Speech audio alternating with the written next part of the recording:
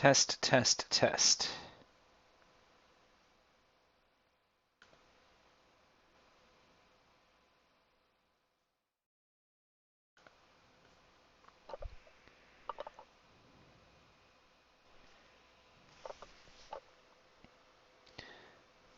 Mic check 1, 2, 3.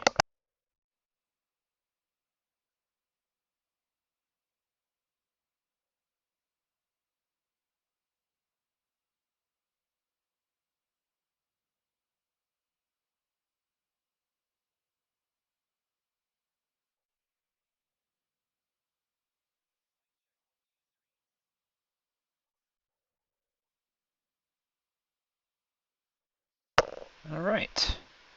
So, hello everybody. Welcome back to our Militant Casuals West Coast Jank Tank tournament stream. Today's matchup is between Rick Riddell, a founding member of Militant Casuals, and someone you've probably heard on a couple of streams already if you have been listening in. And playing against Rick is his arch nemesis, Vince Morgado. Arch nemesis in many ways, but also in preference of lists and factions and so on and so forth. So this will be a matchup between Imperials and Rebels. Imperials is Rick's most common faction, I would say, having played him many, many, many, many times. And he's got also his most common, a couple of the ships he would typically take in this list just by luck and by having the first pick. He's got Darth Vader. He added Afterburners to Vader as his switch. He's got Pure Sabacc, which is one of his favorites. He loves strikers. Pure Sabacc has Crackshot, and he's got an Omicron group Lambda with ST321. And then finally Vagabond, which basically plays as a generic. And if you watched our very first stream, you watched him play against a list that was not quite as optimized as his own. Now Vince is pretty much a Rebel player himself, so he picked pretty late in the draft. He'll get the initiative choice here. But he didn't end up with a terrible list when all was said and done. So he's got Jan Ors with the Moldy Crow, AP5. He added Leia to AP5, as I recall. He's got Bodhi Rook with Pivot Wing, and Horton Solom with Proton Torpedoes. So not a lot of upgrades in either list. Most of the points are in pretty good pilots. And it will be an interesting matchup. Vince 1000% hates Afterburners Vader, so he's really gunning for the win here, I know, and Rick just wants to make Vince angry, so he's gunning for the win just as much. So I'm going to go ahead and pause for a moment, turn my mic off, and I'll be back.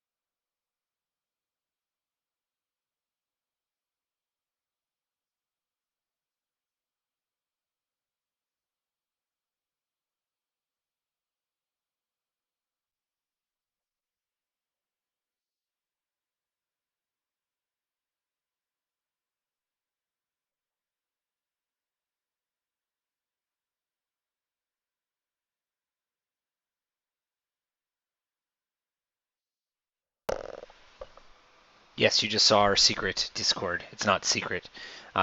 Anyone who wants to is welcome to join our Discord at any time.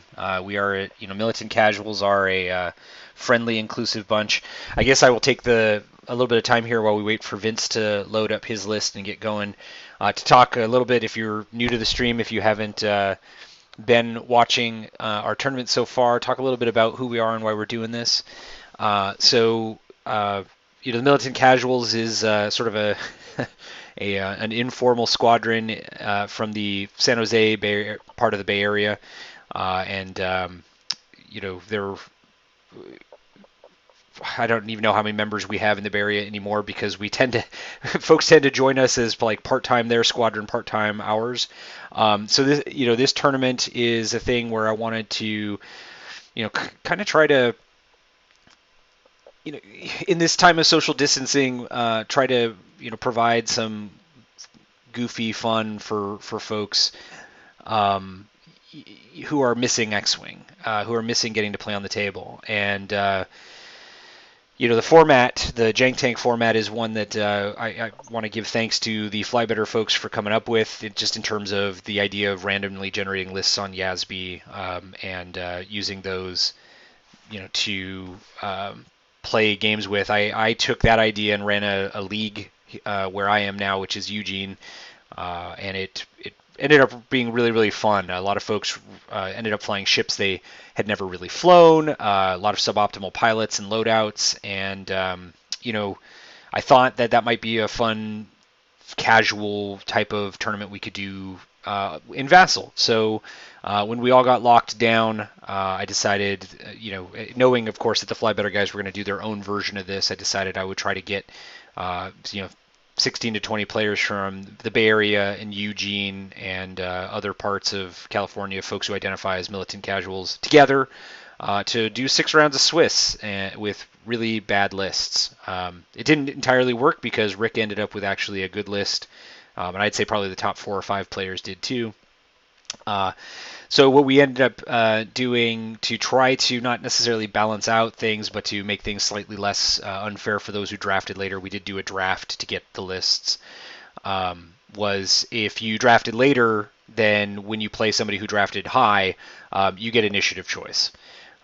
So Vince will get the choice of whether he's going to go first or not here with his rebels.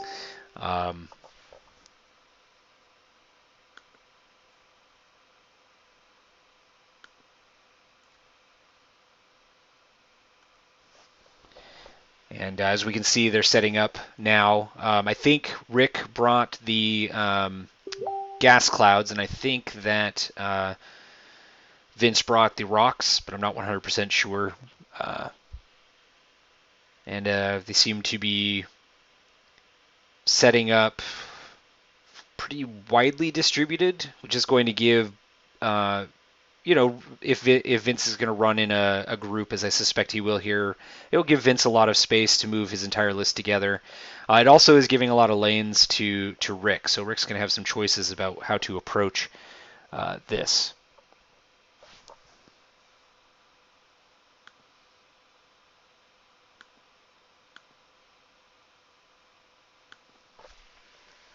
All right, so we've got the rocks all laid out. We've got a big old J shape here, a lot of space in the middle, and first ship on the board is going to be the OGP.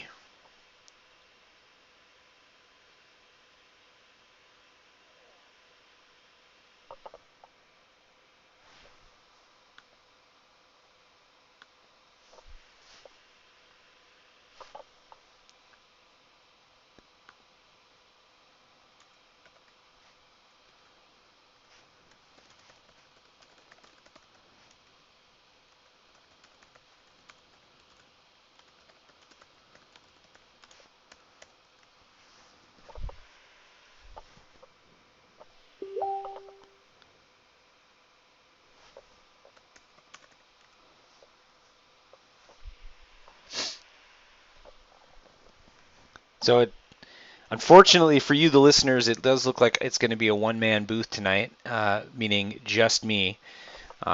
So hopefully I can keep this going for all of y'all out there.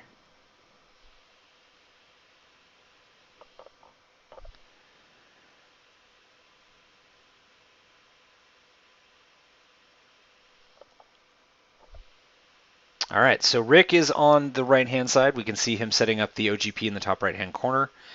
The OGP is probably, based on what we saw in the first game, its placement is largely likely to dictate where Vader is going to go. And we'll probably see him set up his silencers. Oh, I guess they're maybe going top down. Interesting. And AP5 actually went on the board first.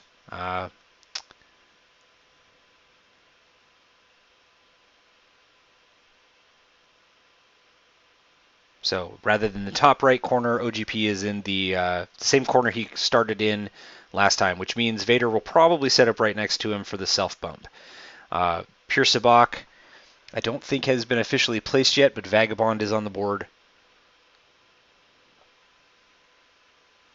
Essentially where he started his last game.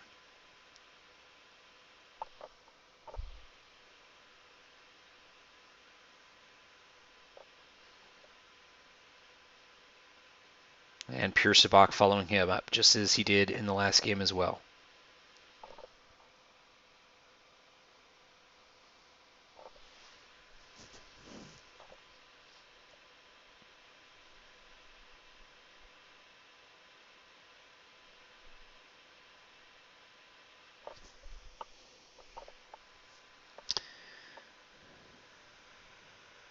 All right. And so it does look like Rick has initiative. Was given initiative by Vince because Pure Sabak at 4 pilot skill went on the board before Horton and Bodhi. And then Jan Ors goes on at initiative 5. And now Vader will make his way over to sit in front of the shuttle for sure. Interesting dispersal here for Vince. We've got AP5 sort of back in the back corner rather than sort of leading the way, which suggests that he's giving himself space to get some early coordinates going, maybe for Jan Ors, to catch up, or maybe to kind of go down the lane and sort of be separated from the Imperials by those 2 rocks on the right edge of the center space.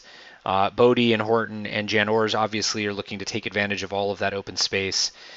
Vince probably is expecting those 2 strikers to come in fast, so he'll probably slow roll it coming out here.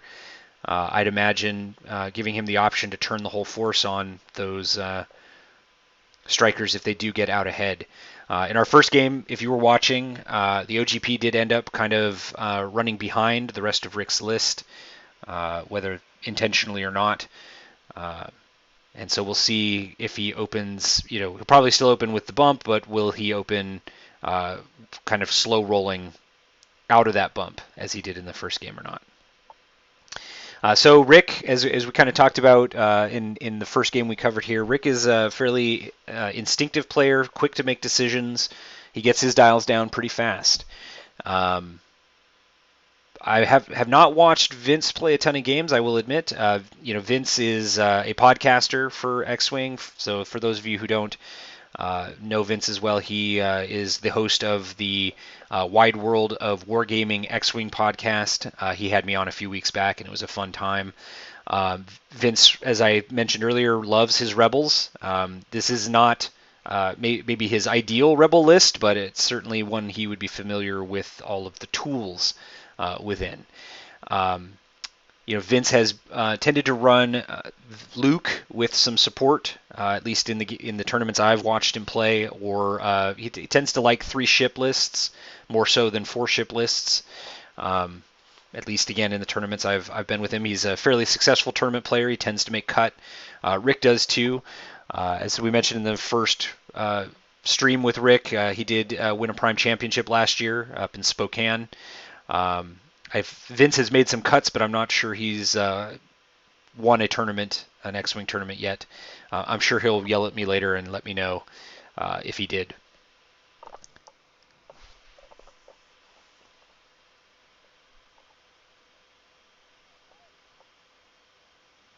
All right, they are set, and I'm giving them the go.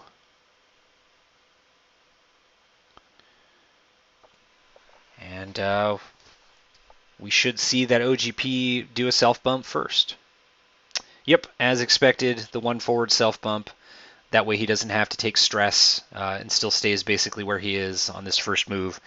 So now we'll see AP5 with the 3 forward. We'll see, yep, he coordinated that focus to Jan. No big shock there, just as I basically predicted. I'd imagine that we'll see his list do the 1 forward to victory, giving AP5 enough space to do that a second time. Rick opens up his strikers basically the same as he did in the first game. He does the boost to a turn. This gives that striker a chance to go in between those 2 rocks if he wants to cut that way, or he can go around the gas cloud with another bank and forward combination next turn. He does do the barrel roll here, so still has the option of diving into that lane if he wants to, but giving the indication at least that he's going to come around that flank. Now we see Pure Sabak following up with essentially an identical move to get in formation with Vagabond, and I'd imagine we'll see the same barrel roll here. Yeah. All right, so now we see the probably 1 forwards to victory here. Starting with either Bodie or Horton. Probably Bodie here.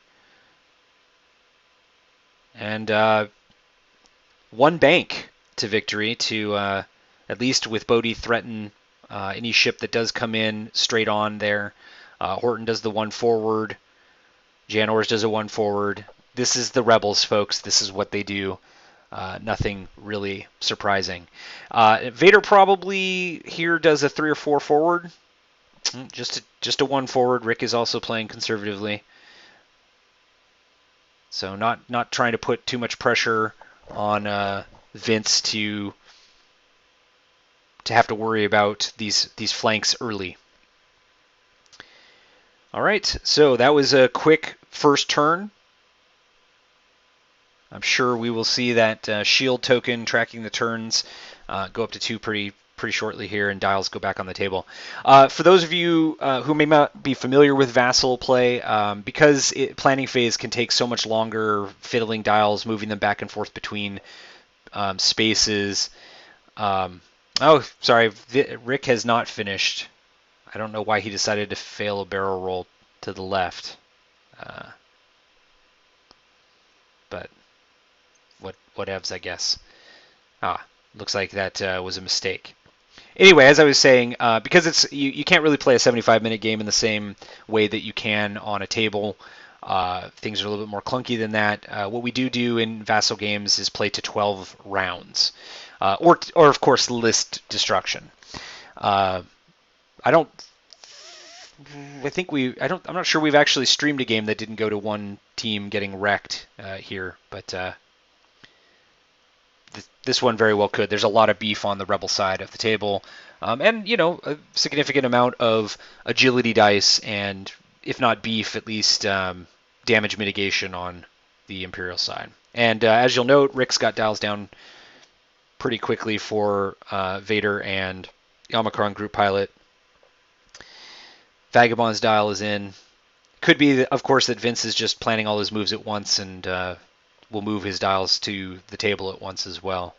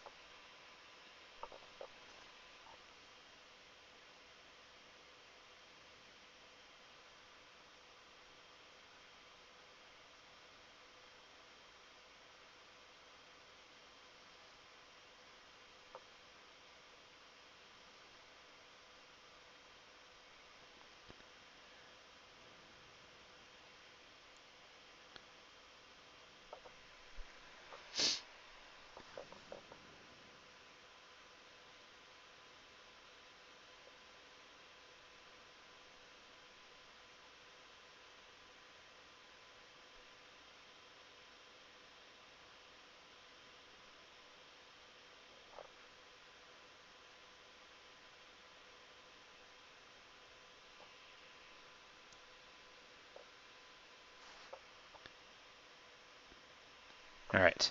I was asking a question about how Jan might have 2 focuses already. Might have just been an error incrementing them. So we got that back down to 1.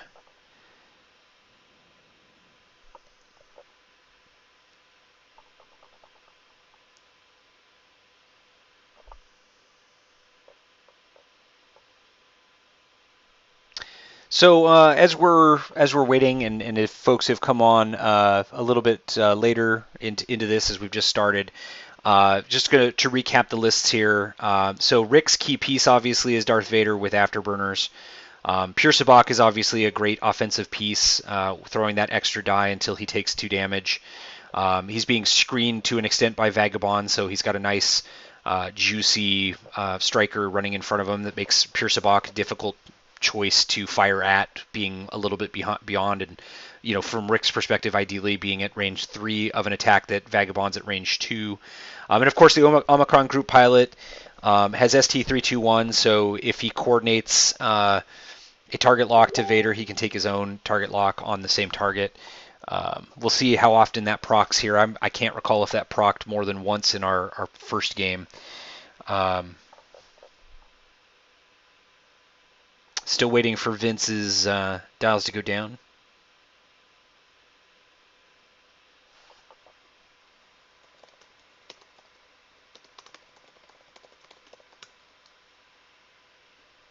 Or maybe they're going down off the side of the map.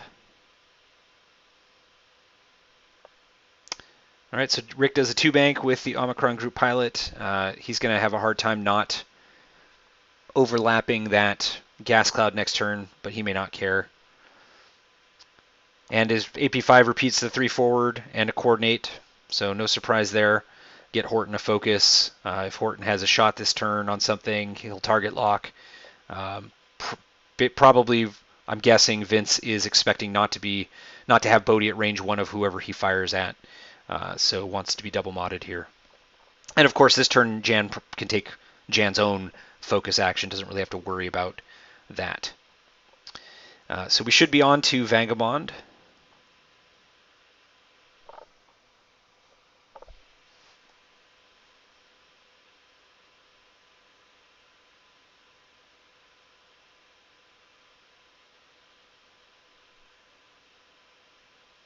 I'd imagine Vader's going to go a little faster this turn. Going at least 3 does open up the possibility for Vader to use Afterburners. All right, so probably that turn Bodhi took in the first turn has convinced Rick that alleyway I mentioned at the end of last turn was the better way for Vagabond and Pure Sabak to approach here. So Vagabond dives behind the gas cloud, probably expecting Bodhi to go forward and Horton to do a 3-bank and attempt to target lock and get those proton torpedoes off.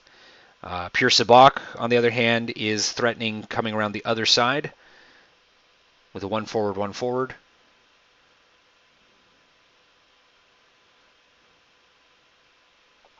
And that's just waiting for Sabak's focus action. And now we're on to the entire Rebel list. Bodhi slow rolls, that 1 forward to victory you should expect from every Rebel ship. Not too aggressive, leaves him a lot of options for next turn. Reminder that, of course, Leia is in this list, so every 3 turns, Vince is going to have the option to do a lot of reds that don't matter. Stress just doesn't matter here.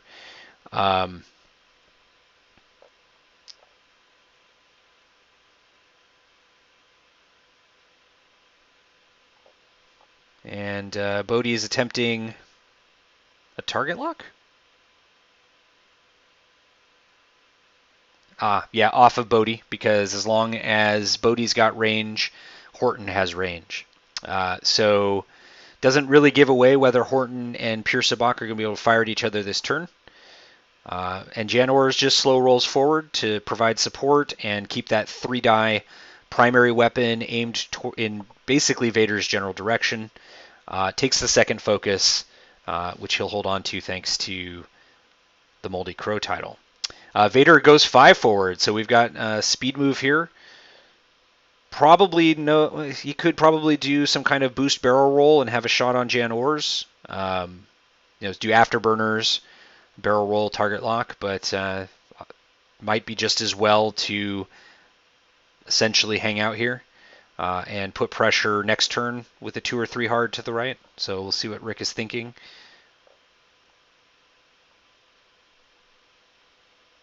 And Rick does tend to be aggressive, so I wouldn't be surprised to see afterburners used here. But, yep, and he does. So he does take the boost. I'm sure he will take a barrel roll of some kind. Takes the target lock first.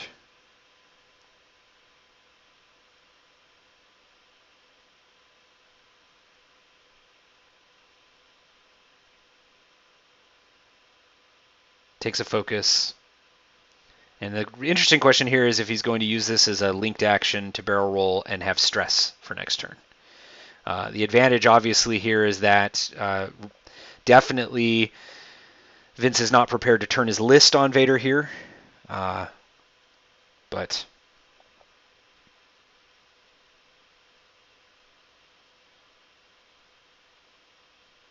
it looks like he did choose to chain that with force rather than using or getting strained or stressed. So we've got a 3 versus 3 shot here from Vader. So one hit becomes a crit. Rick spends the lock. He does not have FCS, so that is a lock spend. And worst possible roll for Vince. The triple blank. That is a brutal, brutal start to get a crit on the first round of combat. And if you thought Rick hated Vader before, well, hate just intensified.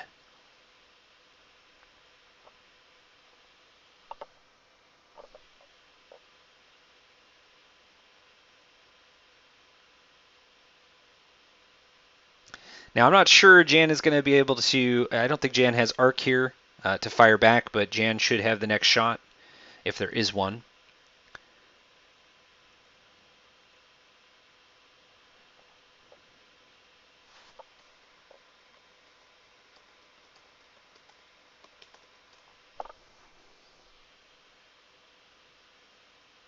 All right, that looks like no shot in range there.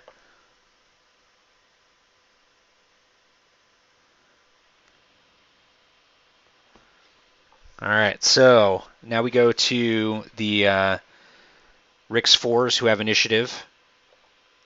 So Pierce Sabak has a shot, but no option for crack shot here. It is ranged 3, so this will also be 3 dice versus 3 dice on this shot.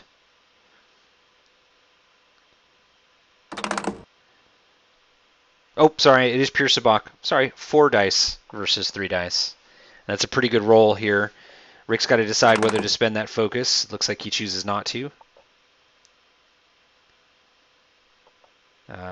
Which means that...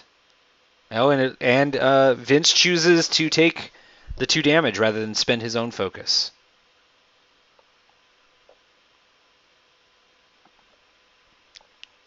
Or take 1 damage, sorry, because he did have a natural evade there. All right.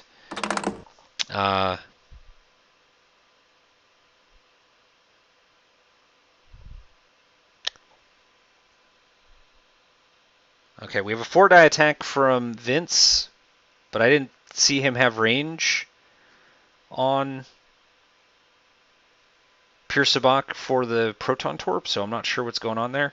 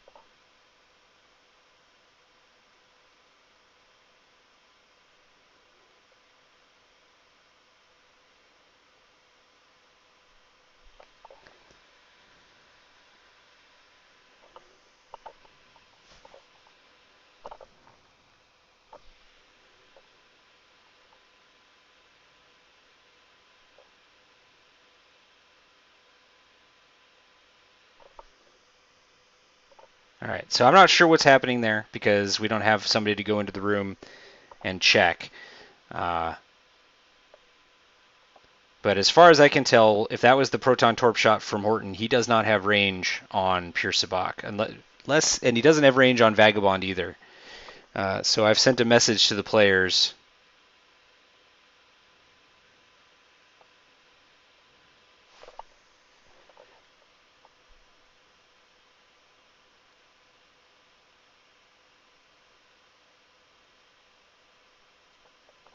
But I see Rick already putting dials on the board.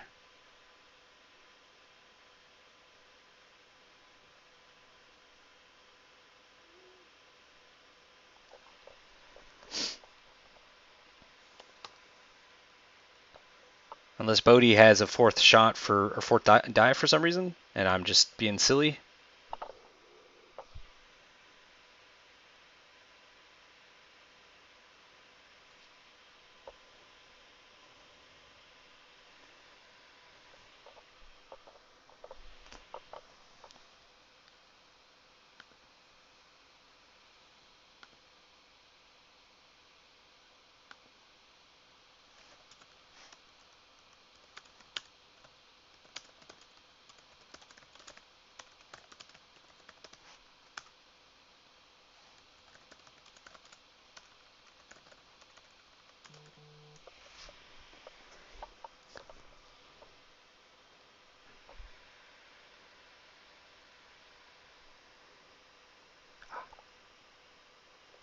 There we go. Okay, so they're not keeping us.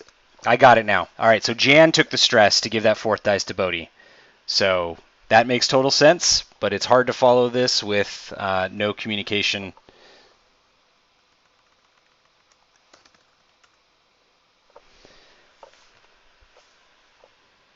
So I'm going to remind our players that it would be great if they put in chat.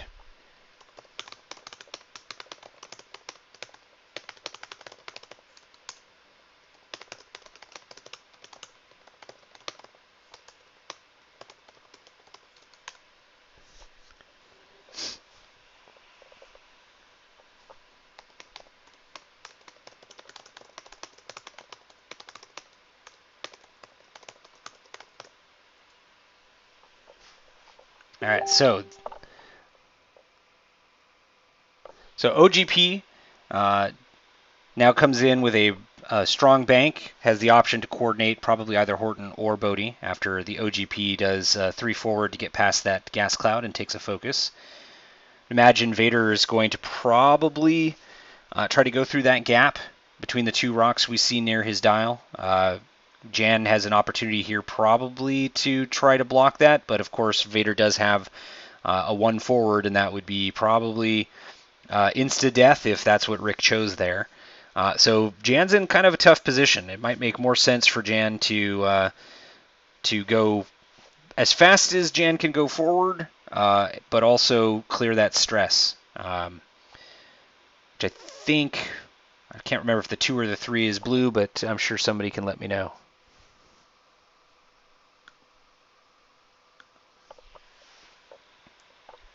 All right, Pure Sabak starts out with a boost over the gas cloud, takes no consequences there, and then does a 3 forward, probably hoping to get some kind of bump, maybe on Bodhi here. And of course, Vagabond did come in on the flank a little bit.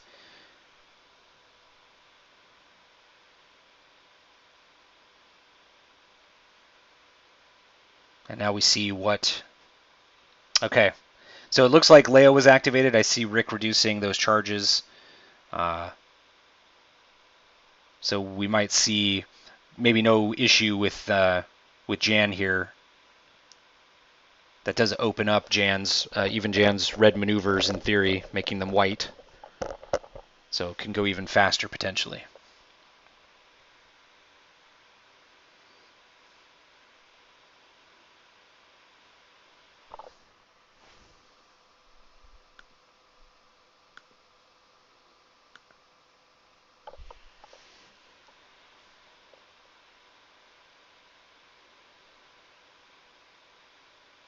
Now, Vagabond's in good position to punish Jan, even if Jan does go pretty fast here. So that is one upside to Rick's positioning.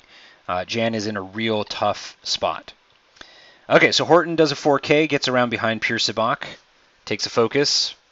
No consequences when Leia gives the orders. I'd imagine Bodhi's probably going to reveal a red stop and turn to the right. And there we have that. So that does mean that Bodhi has closed the wings and will be rolling fewer defense dice on this turn. And there's Jan's 3 forward.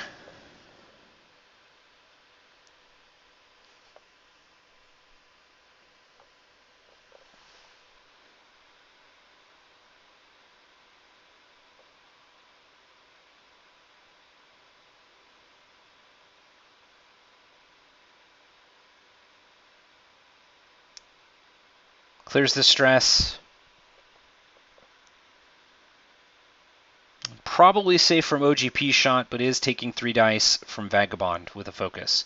So he's going to really want to hammer Vagabond if he can. Maybe try to strip that focus.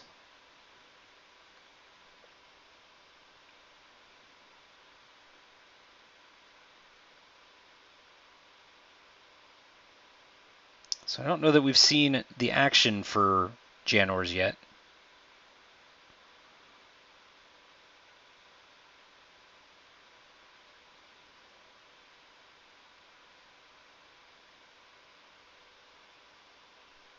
And it is a boost to get into that range 1. That probably does put him in range of the OGP. It does stress Jan, so Jan is going to try to take Vagabond off the map. Now, Jan is too far from Horton to add a die. It is also stressed, so can't add a die there. Vader does actually move a little bit faster than I expected, so the 3 forward. Now, of course, can chain this to a barrel roll, target lock on AP5 or Bodhi, depending on his choice here, because Vader is just ridiculous.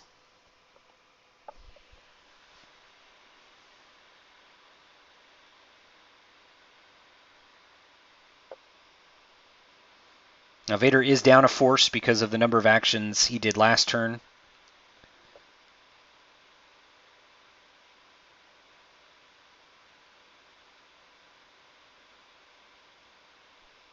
Doesn't have the option for afterburners this turn because it would go over the rock. So we're just waiting to see.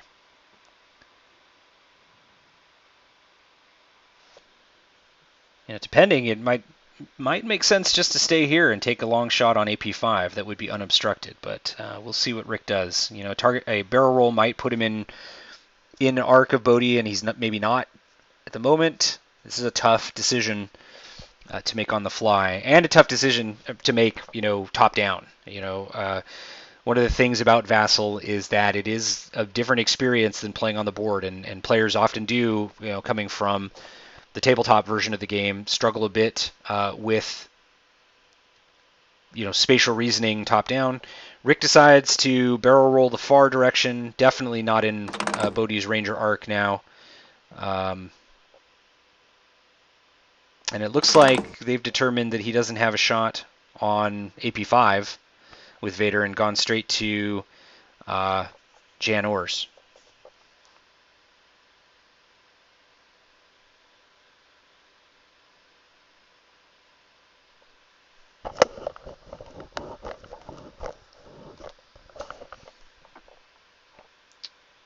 All right, so 1 damage goes through.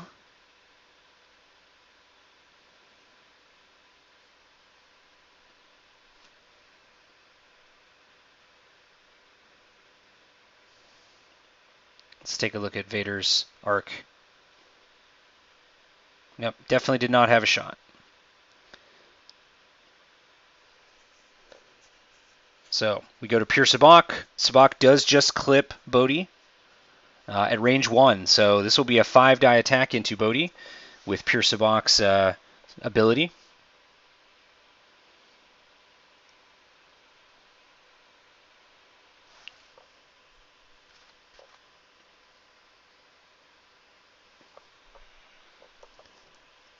All right.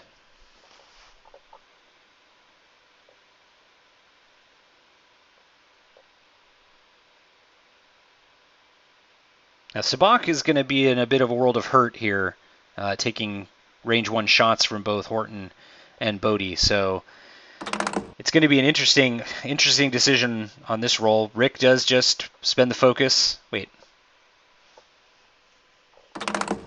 He must... Okay.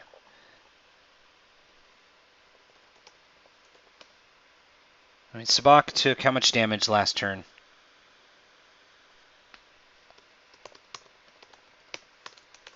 Okay, I'm feeling super crazy here.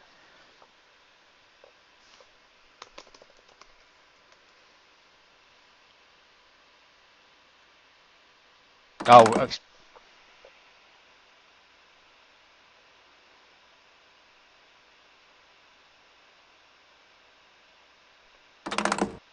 I guess maybe he forgot to track the damage last turn or something.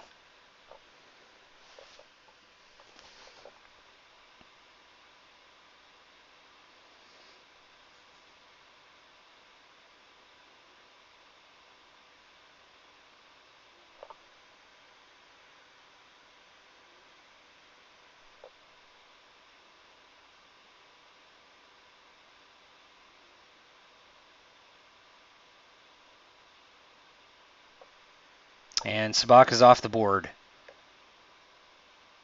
with those 2 hits.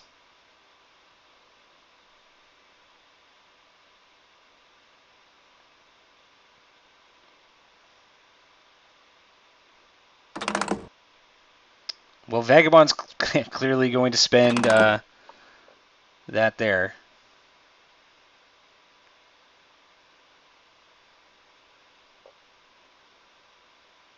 And that should be all we see of Jan Ors.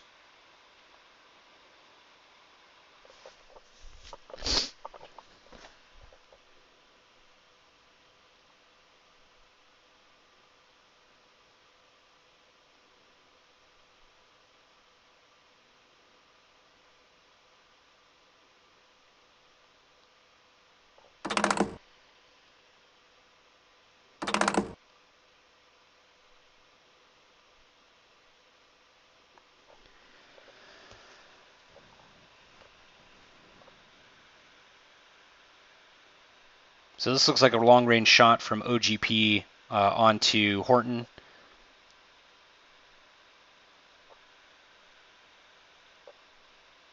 Apparently such a strong shot that Horton did a K-turn. I'm sure that was an accident.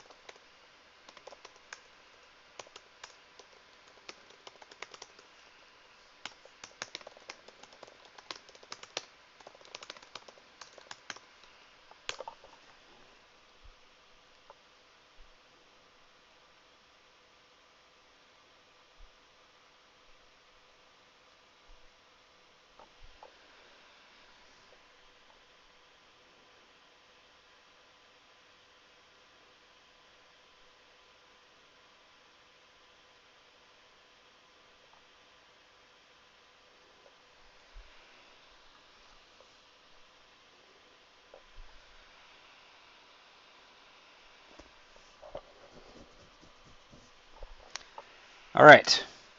So hopefully we'll have a little bit more information going forward. Players have vowed to send at least a little bit more information than they are in chat. You guys don't need to do all of your info in chat. It would just be nice to know who's firing at who and who's activating and all that.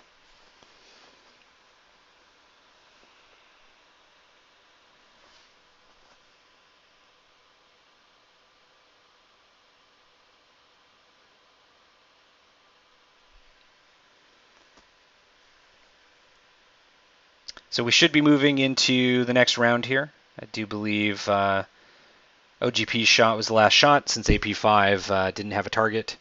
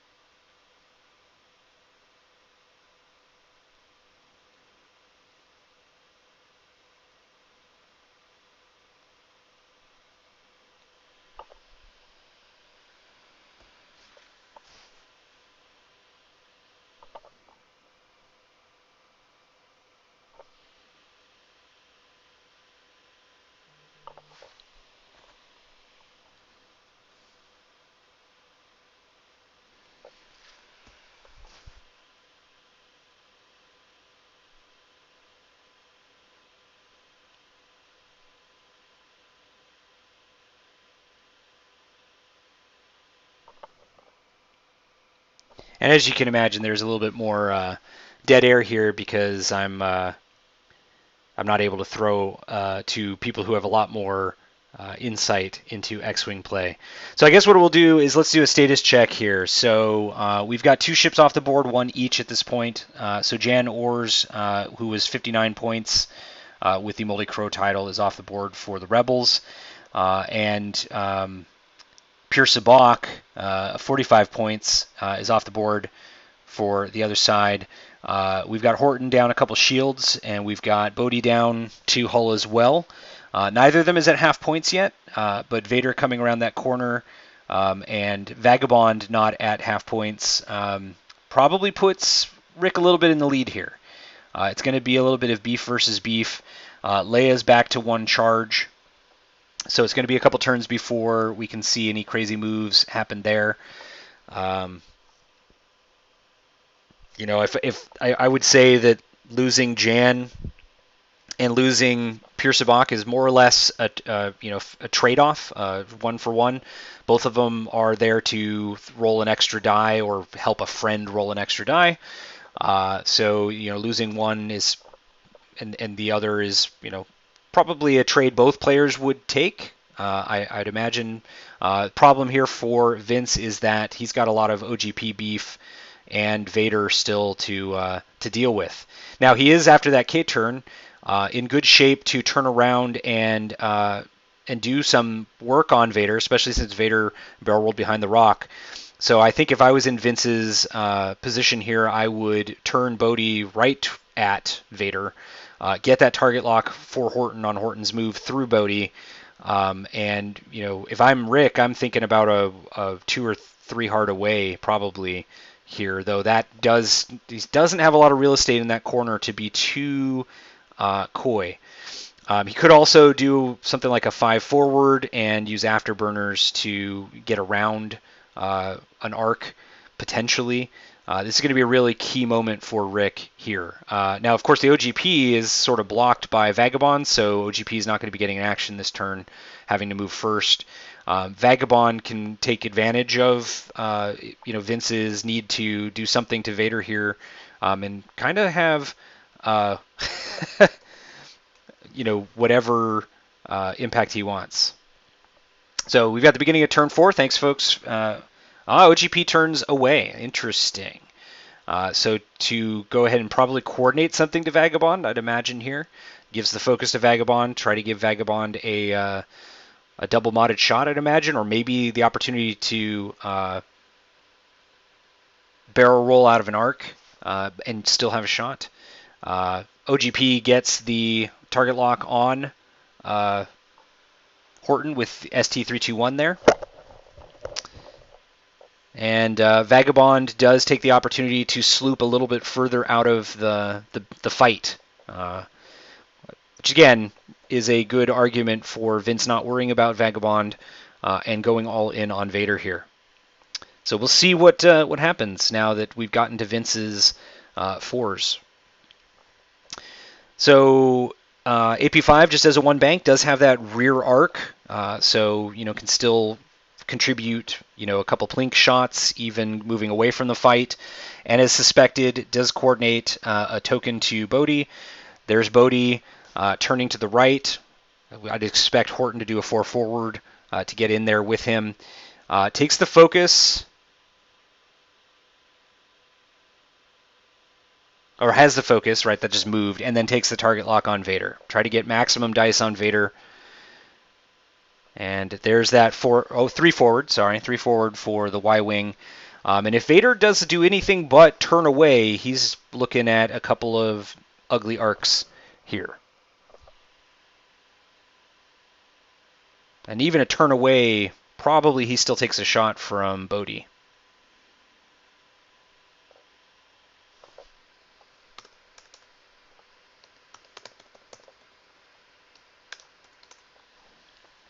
All right, so Vader does a 3 forward, and he's probably got to think about doing that second afterburner boost here to get out of Horton's, to have any chance at really getting out of Horton's arc. I don't know that it does it, though. So it might be better for Vader to do the boost, barrel roll into range 1 of Bodhi, and try to get Bodhi off the board, so he's only taking 1 modded shot this turn. Oh, Rick has a problem.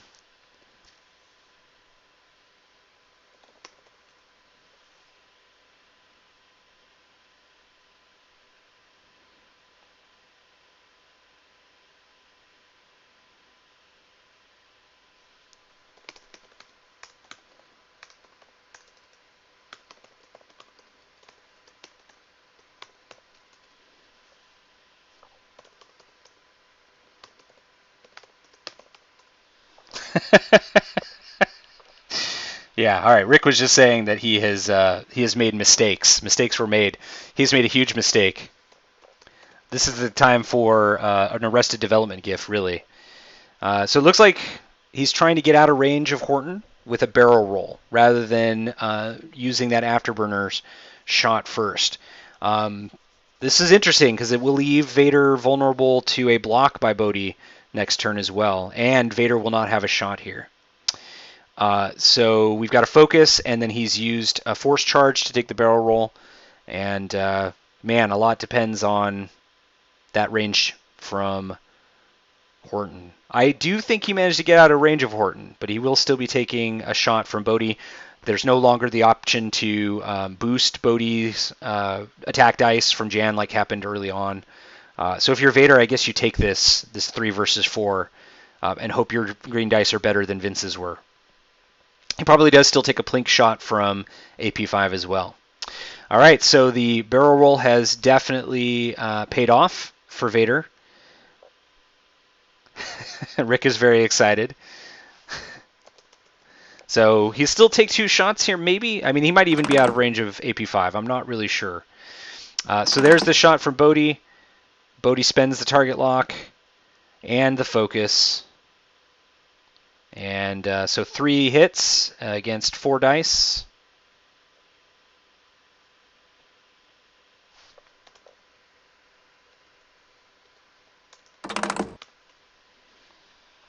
And that's going to be enough, spending that focus token for Vader to just laugh things off there.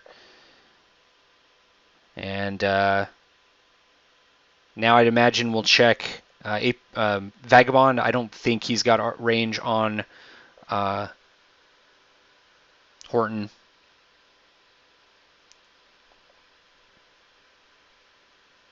Nope, just out. Thanks to Rick for turning on that arc.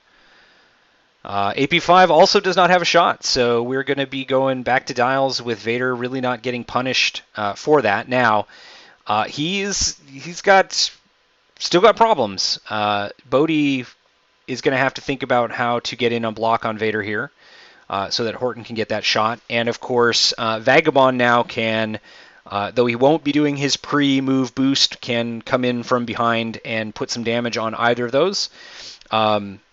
I don't think it behooves Vince to turn all in on Vagabond. That's not the winning play here, especially because the OGP, if it turns, is either going to be stressed or be on that debris cloud. Stressed if it, well, and maybe both.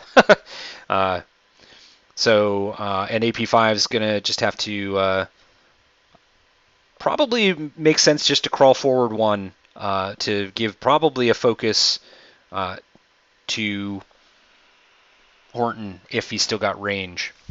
You could do a bank, hoping to keep that range 2 arc on Horton, and still have your back arc pointing basically where Vader's going to be. I'd imagine Rick's probably going to do a 3 bank and hope that that's enough to, clear him around Bodhi. If Vince, calls that bank and heads there, the advantage with Bodhi is he could be as close to that board edge with his own 3 bank as he wants to be, because next turn Leia will be back and he can just turn in space with no consequences. So Horton, if I'm Horton, I probably just plan on a soft bank, and I don't worry too much about Vagabond, because even if Vagabond does get a good shot on Horton, it's going to be after Horton fires. And it's really key here, I think, that Vince get a proton torpedo off on Vader. I don't think, the only worry here is if a 1 bank towards the board edge maybe gives Vader some play to barrel roll out of arc. The safe move might be, especially if you're hoping for a Bodhi block, to just do the 1 forward. And if Vader does try to go long, he probably sticks in arc anyway. Okay, looks like dials are down, and this will be just as I thought last turn would be pretty key, this one is even more so. So as figured, OGP is both stressed and will be carrying a strain token this turn. Probably no consequences to that, because it's very unlikely Rick is going to send Vagabond at the OGP when he's got a chance to come up behind Horton, I'd imagine. There's just a 1 forward, conservative. Does look like he just barely has range 2 to give Horton the focus, so he would have a double modded Proton Torp.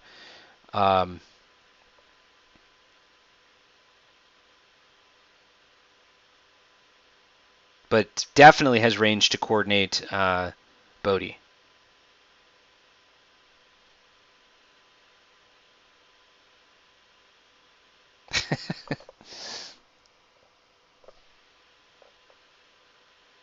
So the real question is, which one will get it?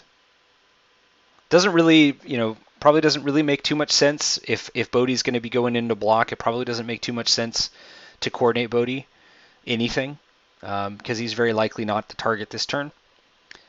But we'll see.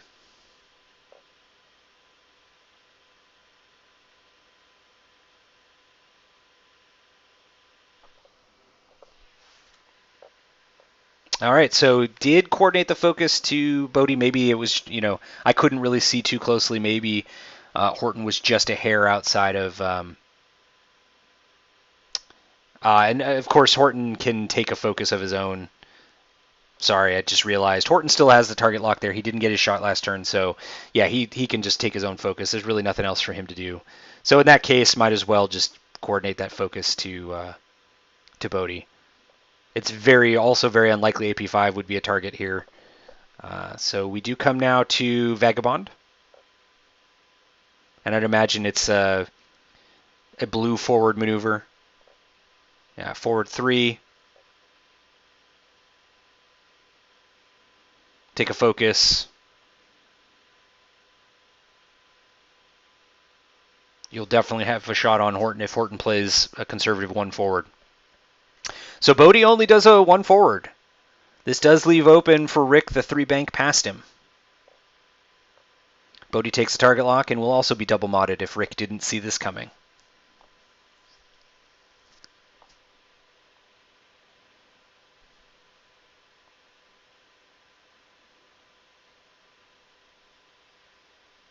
And it looks like, interestingly, Bodhi coordinated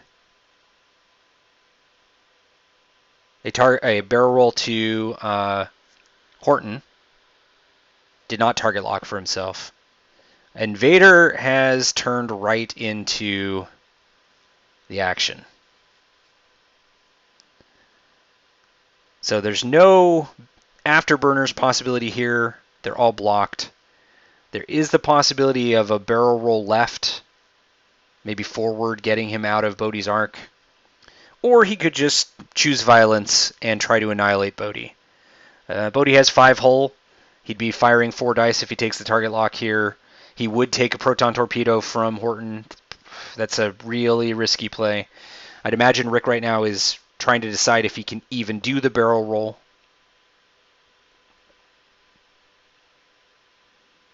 The advantage, by the way, to that coordinated barrel roll to Horton, obviously, is Horton was able to clear the stress with the one forward and might have gotten out of range of Vagabond. So that's an excellent, excellent move by Vince there. So it looks like Rick took a focus as the first action. And it gives a target lock on Horton, so I'd imagine we're going to see some force spent here for that.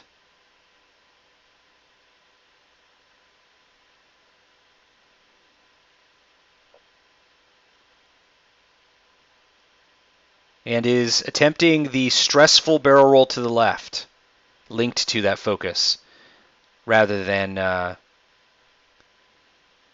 spending force on it. So he only, there's only one valid position. Wow. Wow, wow, wow, wow. I don't think that gets him out of arc, though. So he's got to do 6 damage to Horton, which seems unlikely, honestly.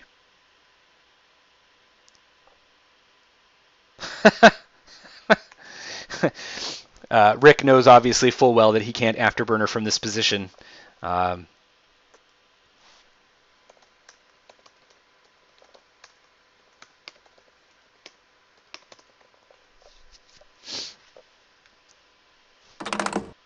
All right, so we've got 3 dice on Horton.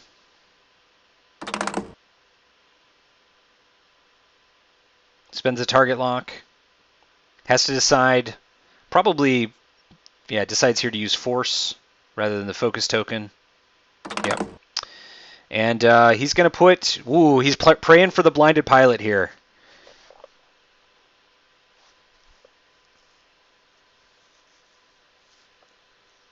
So getting those 2 shields off of Horton earlier with the with Vagabond shot. Oh, it's a direct hit, so could be worse.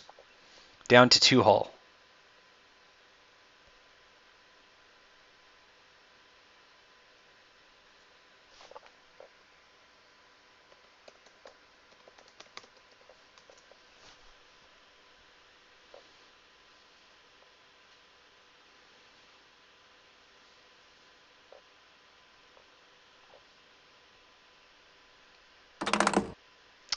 Oh, worst possible proton torp. Well, I guess this could be the range 1 shot from Bodhi as well. So we'll wait to see which one this was.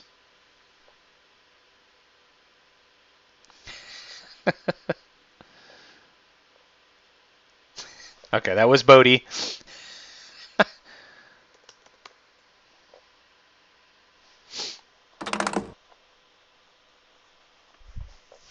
And Vader will escape damage from that shot. Following up, I'm sure, with a proton torpedo.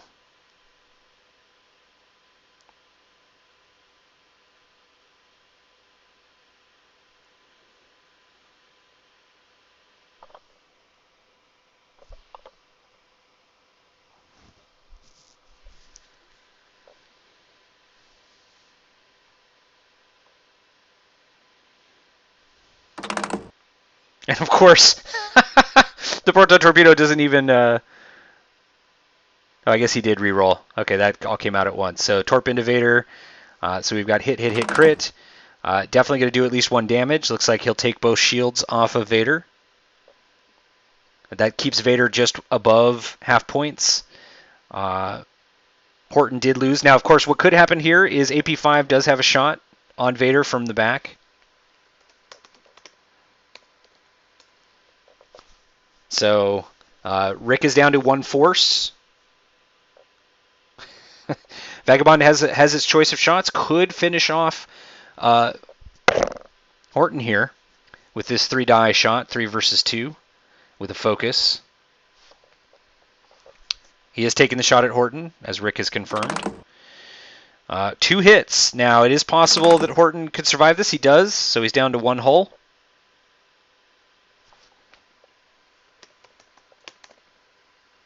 And now the OGP follows up to try to take Horton off the board.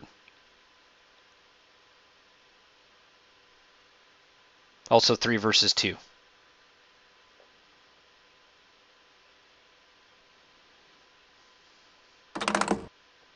Only 1.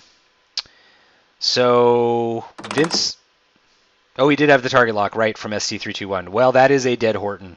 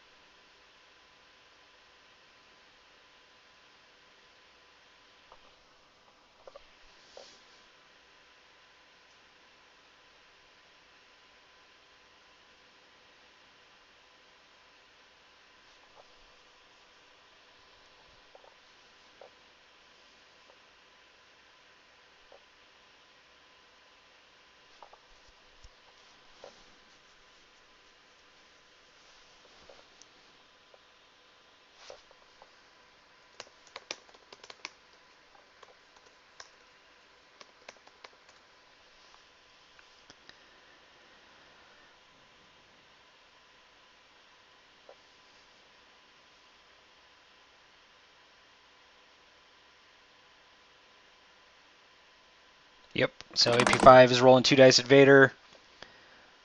No mods. 1 hit. Praying for blanks.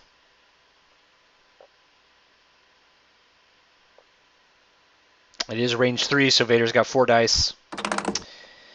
And Natty's out. 1 natty evade is all he needed. All right, so Rick has taken a strong lead here on the basis of rough dice on Vince's side and great positioning that turn on Horton.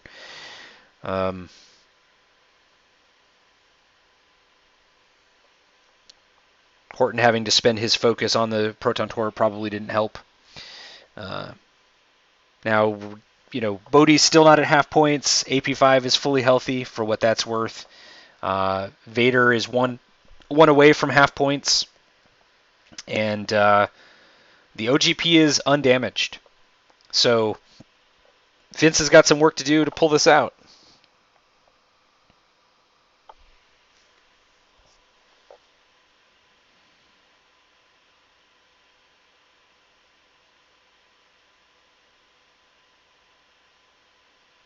Now, of course, Vader is also stressed this turn.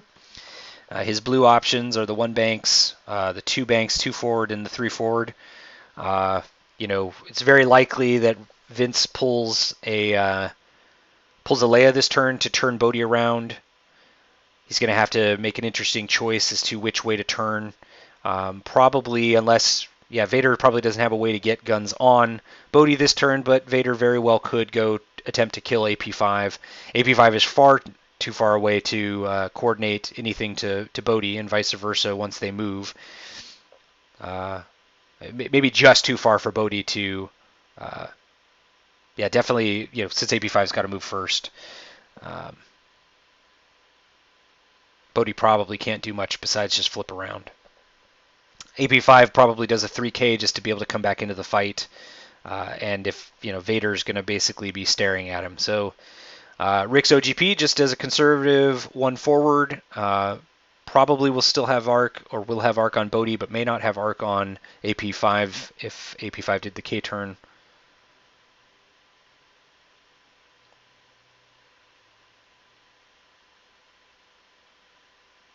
Looks like checking for target lock and probably locking Bodhi. Ah, okay. AP5 did that thing that they added to the shuttle in 2nd edition and did the 1 reverse instead of doing a K turn. So that does have a good chance of potentially blocking Vader if Vader decided to get cheeky. Vagabond comes in. takes a focus. We'll have a range 1 shot on Bodhi. Bodhi could erase Vagabond before Vagabond fires, so we'll see what happens here. Bodhi's clearly going to close wings and hard stop. And was coordinated a focus by AP5. So Bodhi takes a target lock. He's going to try to wipe Vagabond off the map before Vagabond fires. And let's see if Rick, oh, look at that. Just barely misses the overlap on AP5. So that's a dead AP5 probably this turn.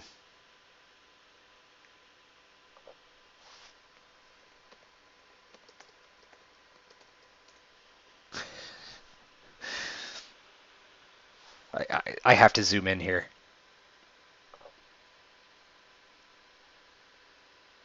That is incredible. I'm going to take a screenshot to share this later. That is incredible. All right, let's zoom back out. I might make that my avatar. Oops, let's zoom in 1 space.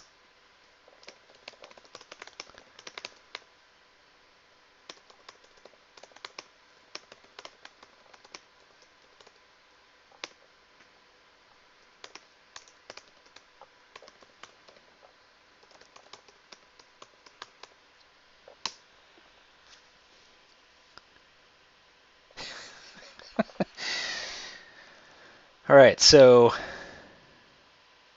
Rick is taking a target lock. He'll spend a force to take a focus, surely.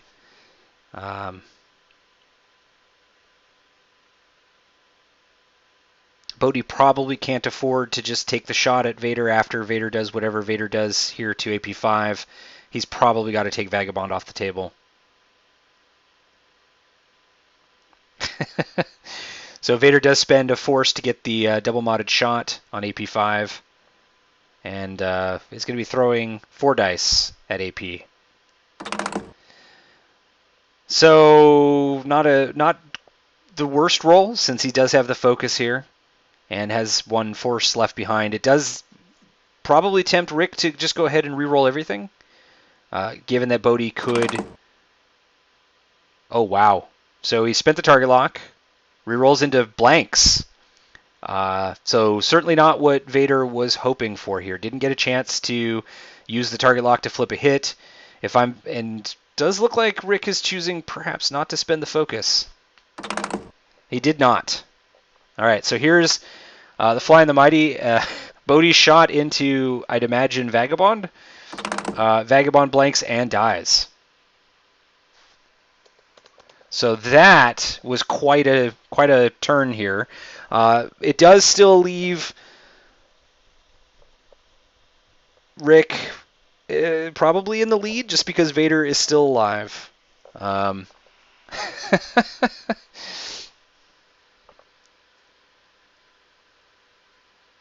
And the crit is, just because it's fun, a wounded pilot. So Vagabond will die without getting to shoot, and this will leave the OGP to take a shot on somebody.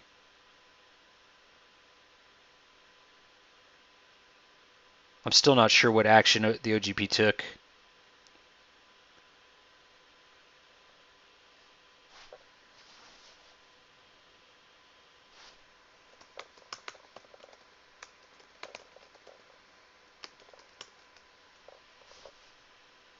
I don't see a target lock on the table, unless it got rolled over.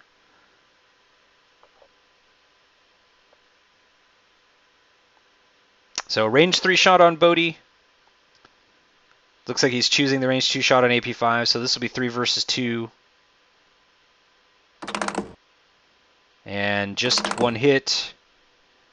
AP5 doesn't have anything here, so lose the shield. So pretty good turn. AP5 takes the shot back into Vader and is going to push a damage through. And it will be a crit. Wow, what a turnaround here.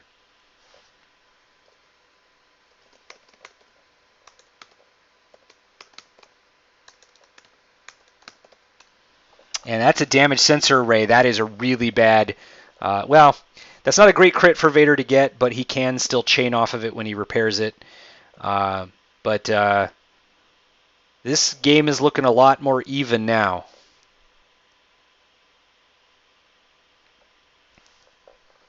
I told everyone AP5 was going to be the hero.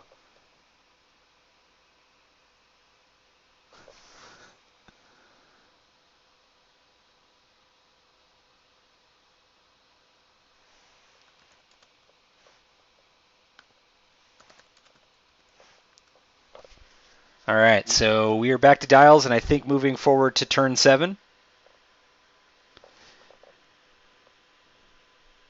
And of course, Leia begins to recharge again. Let's see, let's do a points check here. All right, so Bodhi's not at half points, so Bodhi is still the full 48. So Horton's off the board. He's 50. AP5 is at full points. So Rick has got about 109 points off the board. And Vince has half of Vader, so that's 37. All of Sabak, so that's about 82. And all of Vagabond, so that's 115. So it looks like Vince is in the lead, about 115 to 109.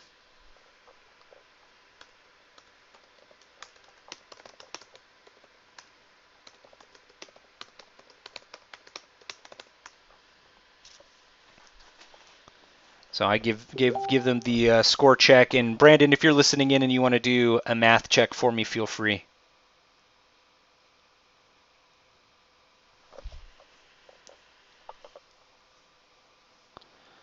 I've got the lists in the stream if you want to focus in on that.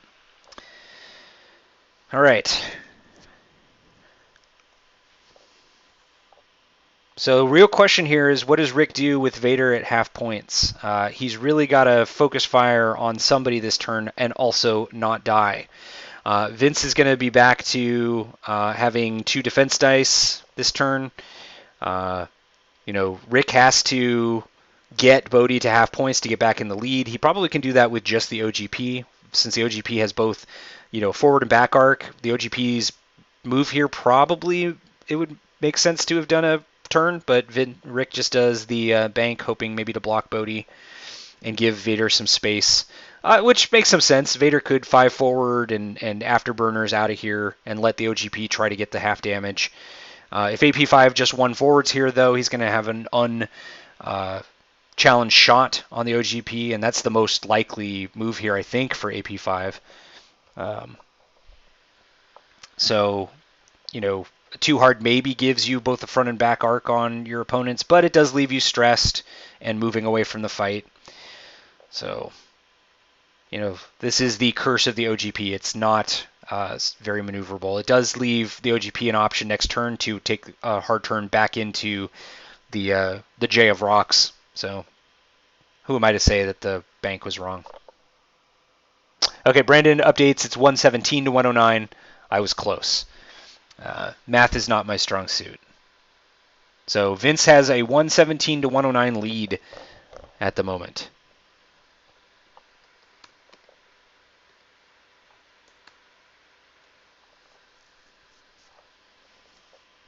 Okay, he coordinates Vader repair, and then Vader is going to take a focus and a barrel roll and be empty on force. So I'd imagine he's barrel rolling to the right and probably doing a Talon roll this turn, hoping to catch Bodhi with no actions if Bodhi blunders into OGP.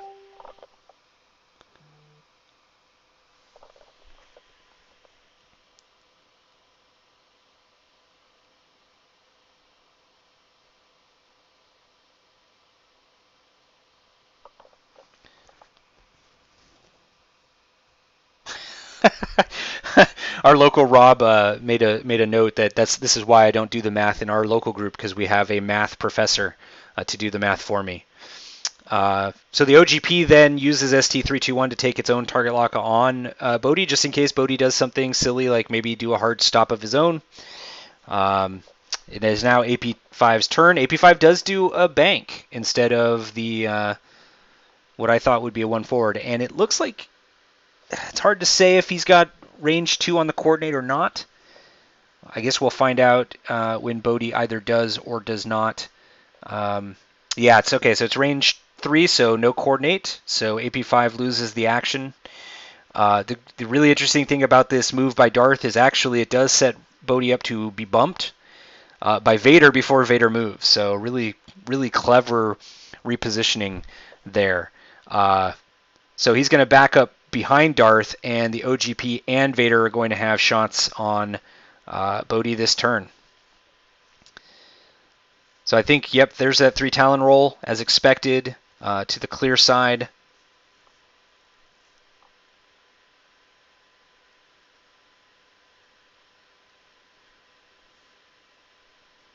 And Vader comes forward to try to make sure he's got range 2.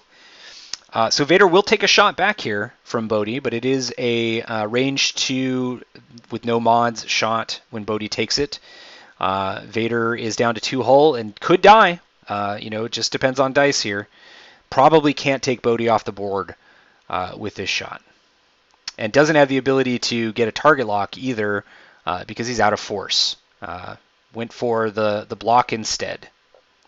He does use, oh, there we go. He does use Afterburners to get into range 1, so he will at least be putting 3 dice. And he might have gotten out of Bodhi's arc because Bodhi attempted to do a bank rather than a 1 forward or any kind of forward move. So this could be quite a move for Vader, who is stressed, but, Afterburners doesn't care. All right, so Vader will be up first and does have that range 1 3-dice shot into Bodhi, and any hit on the initial roll will obviously become a crit, which is key for Vader. So let's see what happens. And Vader now has to decide whether he's sure he's out of arc. Rick thinks he is. Big fat nothing for Bodhi. So he's going to be down to at least 2 hull, depending on that crit.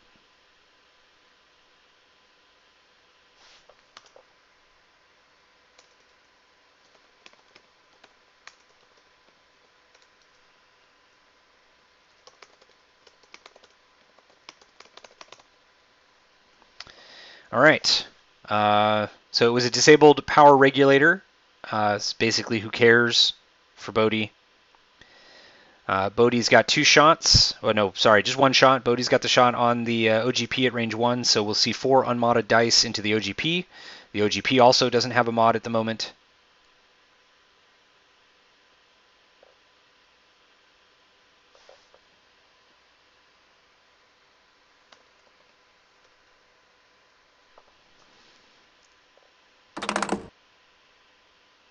And Vince's dice fail him again, so just 1 crit into shields.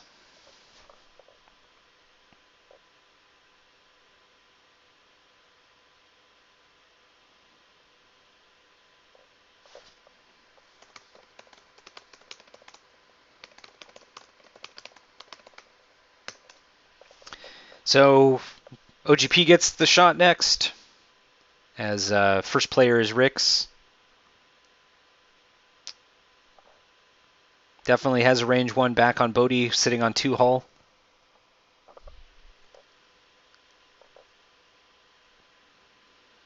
So we'll see if Rick's dice are as bad as Bodhi's. Not great. So that's definitely going to leave Bodhi alive. Oh, he did have the target lock from ST321. Never mind. Now, that's way too many defense dice. There we go. But the 1 of 8 is enough to keep Bodhi alive for 1 more turn.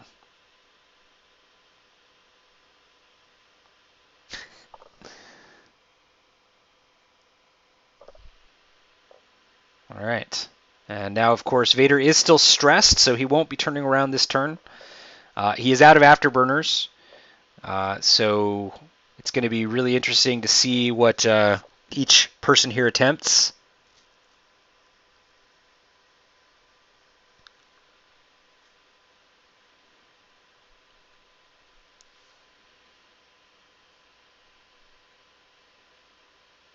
And Bodhi takes the first ion token here for having activated. So Leia's not recharged, but if I'm Vince, I think pretty hard here about a some kind of turnaround maneuver.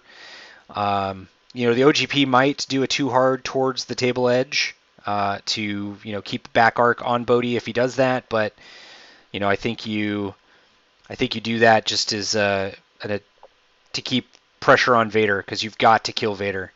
AP5 also could probably maybe do a yeah. AP5 is probably not going to be able to coordinate this turn for sure. So Bodhi's kind of on his own. But I think you take the stress and flip and hope that Bodhi's dice wake up and you get a shot on Vader, and maybe Rick doesn't anticipate the hard stop and just runs into Bodhi. Of course, the OGP could also just hard stop here and be stressed and also get another 4-die attack.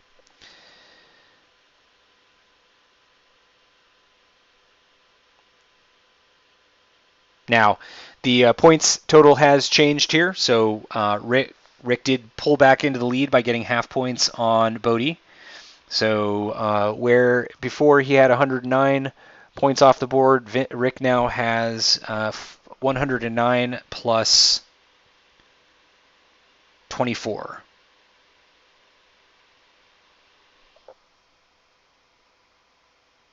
So 133.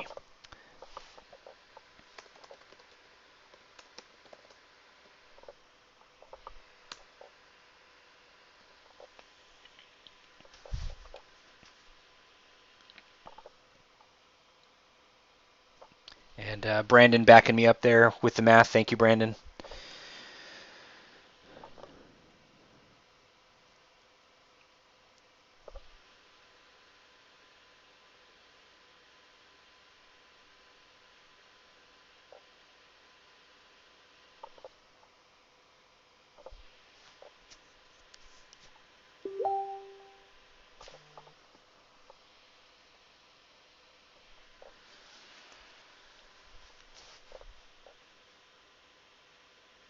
Of course, if that too hard towards the board edge, if that's what the OGP did do, is pretty constraining. Probably, the safer move is just a 0 stop.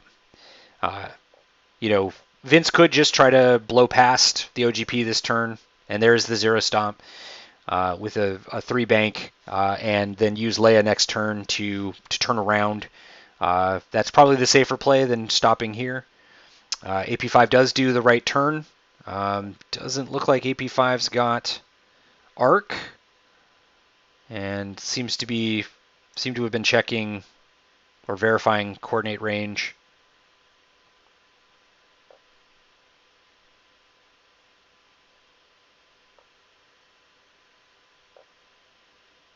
Not sure what happened there.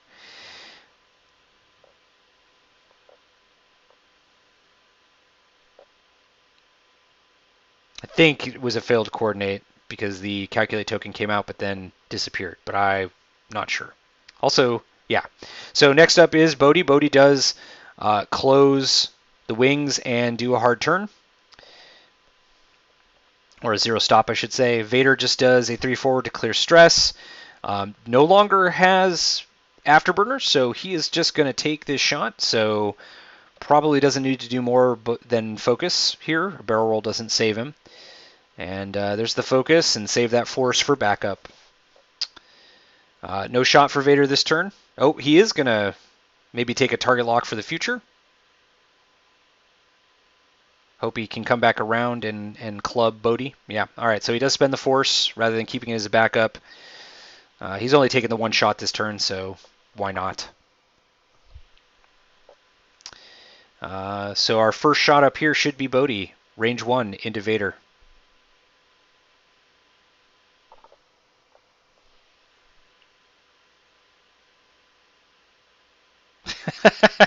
Vince has called for Duncan to save him with natties. He's got to roll better than 1 hit at some point.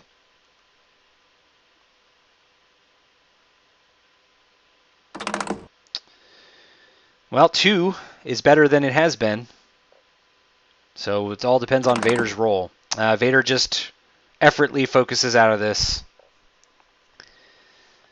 And I'd imagine Vince is flipping a table right now. All right. So OGP will fire before we check AP5's arc. AP5 is going to solo this, though. It's fine. It's fine.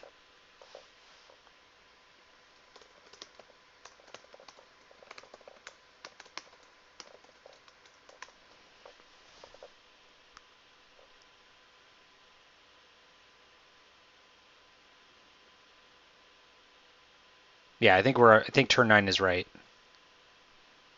Sorry, I just noticed that somebody hadn't been doing that. All right, so there's the range 1 shot, but Vince only has 1 die because he closes wings, and that crit will be the end of Bodhi.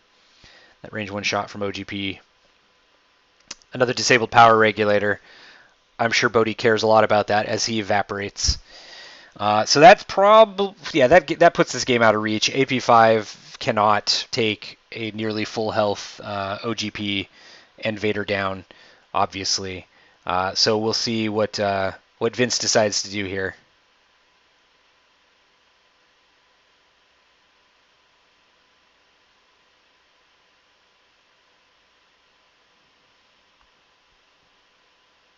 AP5 is all of 39 points left on the board. And of course, the score now is the full 48 of Bodhi goes on the board. So it should be about 157 to 117, I think. I'm sure Brandon will make sure I'm doing the math right in a moment.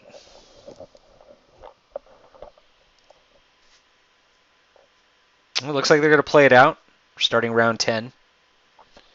Vince has no quit.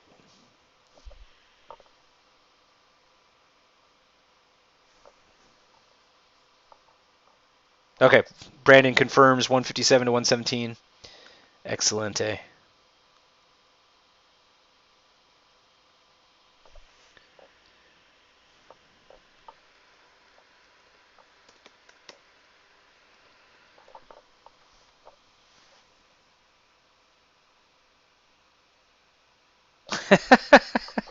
Daryl has appeared in chat to ask if the Rebels are winning. I hate to disappoint you, Daryl, but the Rebels are definitely not winning. Vader has done Vader things, and Bodhi has done bad Bodhi things by rolling blanks. Lots and lots of blanks.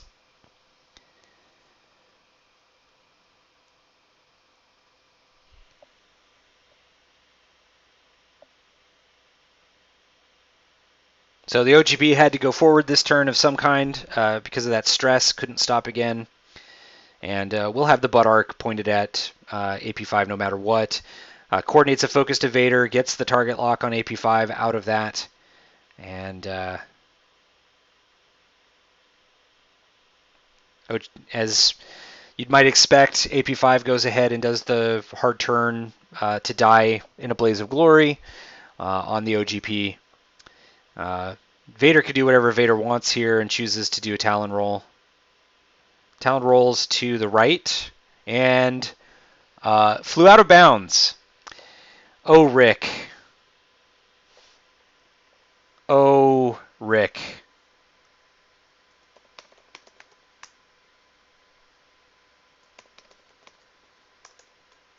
By millimeters. Guys, meat's back on the menu. So that... Now, statistically, it's still most likely that AP5 loses here. But that does change the score quite a bit. So that does add all of Vader's 73 points to the total.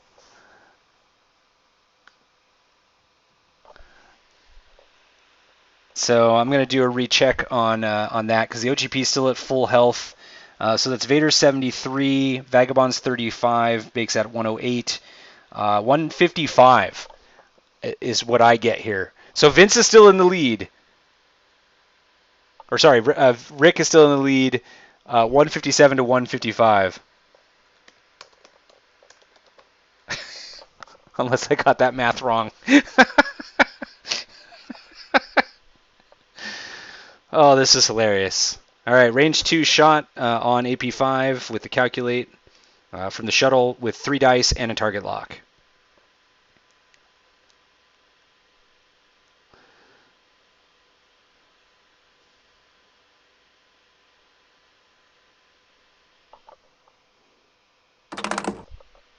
All right, 2 hits. Unfortunately, Vince only has a calculate because AP5 is a droid, so he can only change one of these. So he will take the first hull. He's not at half points yet, and we'll get to shoot back. If he didn't spend that calculator, he would be down to half points, and this would be even harder. So 2 hits right back at the shuttle. Shuttle rolls a single evade, and the math is not really in AP5's favor right now. I hope Rick knows, whether he's listening net live as he should not be, or if he watches this later, that he is going to never hear the end of that 3 Talon roll. That's your new nickname, Rick. Rick, 3 Talon off the board, Riddell.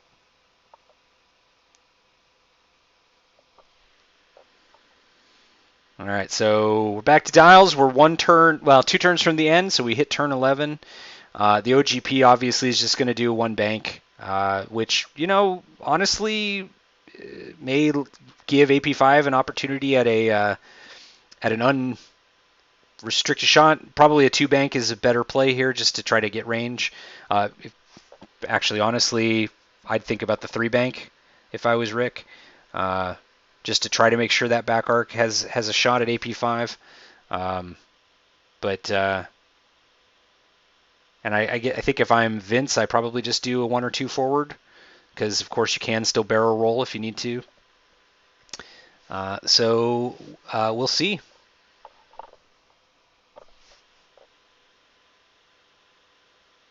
Also, you get around that rock faster with the 3 bank, but definitely don't want to see another Imperial ship fly off the board. So we did a 2 bank, which does give AP5 a chance to barrel roll out of arc, depending on how fast AP5 went here.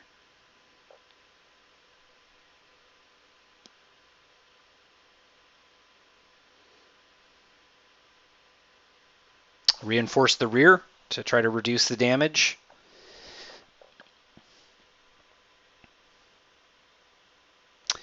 Vince did a fast bank too. So if he's going to want to take a shot, he's probably going to have to barrel roll. I don't think he has arc. I mean, maybe he does. It's close. We'll see momentarily. Definitely the OGP does not have arc here. Rick is checking anyway, which is good. That's good practice. All right, let's see if AP5 can chip some paint. No shot for AP5. Oh, maybe he does. Yep, he does just barely range 2. Now, interestingly, he should get the reinforce here, just because AP5 is still in the rear arc.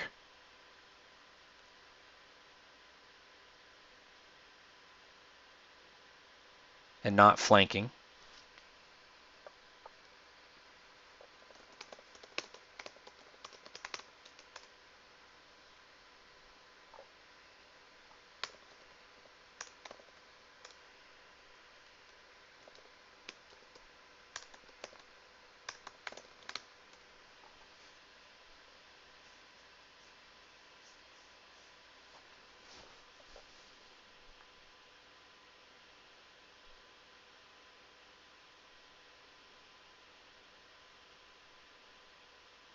Okay, so they've fixed that.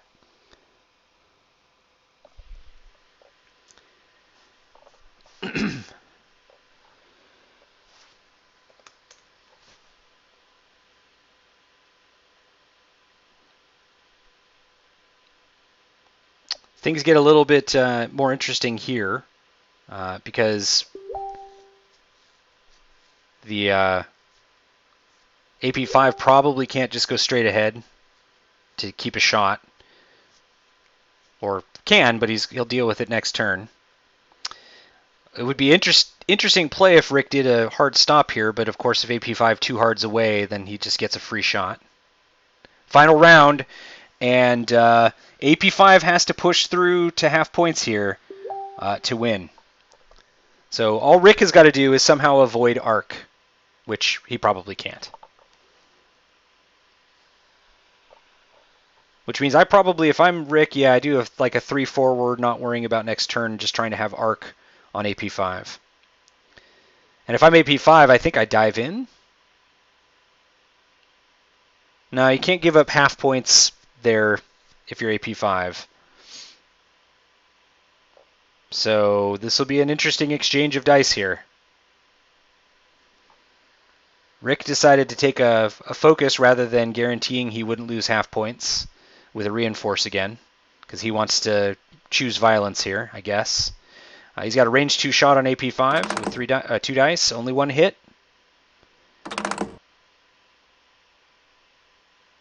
Spends the target lock. This is a tough decision. He does spend the focus to do 2 damage, or 2 hits. This is going to probably force AP5 to spend the calculate to not be at half.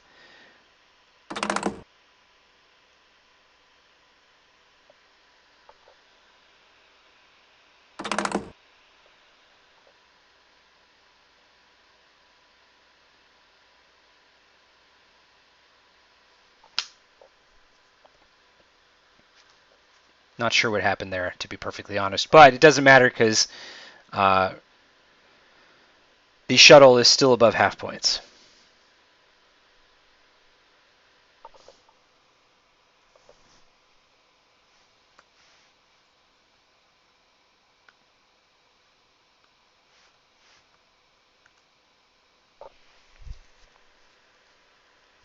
Oh, I guess he is at half points? I have no idea what happened there. I guess he had spent his focus on the attack. So it does look like they each got half points on each other, which is hilarious, which means Rick should win on points.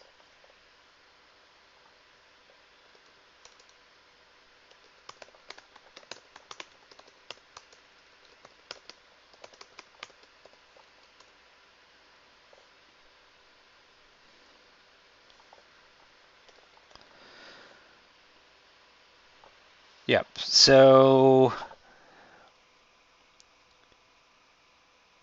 Yeah, I didn't see Rick spend the focus on offense, so I thought he still had it for the defense and would have it for stick at 6 points. So that was the problem. So yeah, so let's do the math here. So this will take a second. So we should have, let's see, 59 plus 48 plus 150 was...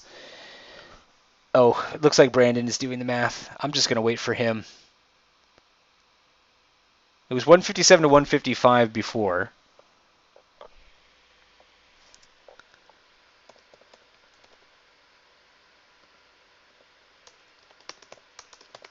And as we've been doing, I want to come in and talk to them.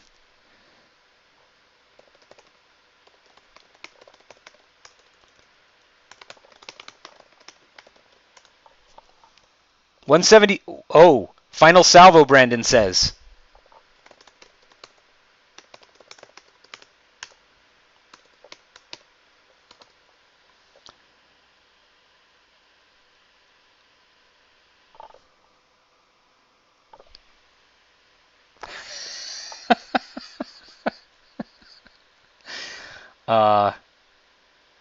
Wow. Because of Vince's 4-point bid.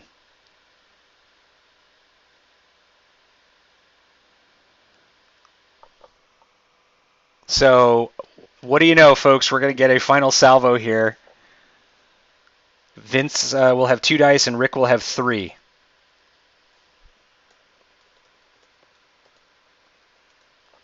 Yep. All right, Rick rolls.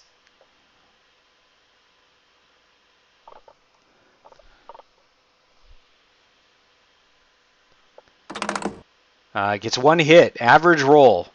Focus hit blank. And Vince rolls 1. So we're going to go again. So the first round of Final Salvo goes to a tie. And this time Rick rolls 2, and Vince only rolls 1. So Rick will take the win on Final Salvo. Holy cow. Okay. So I'm going to go ahead and switch over to their room, and we're going to talk about that game. So give me a second, everybody, to head in here. All right. Test, test. Hello, everybody. Can you guys hear me?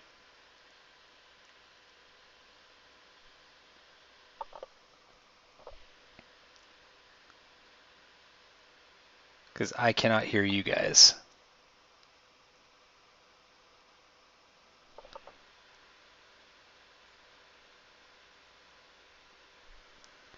So you guys are definitely talking. All right, let me try something here.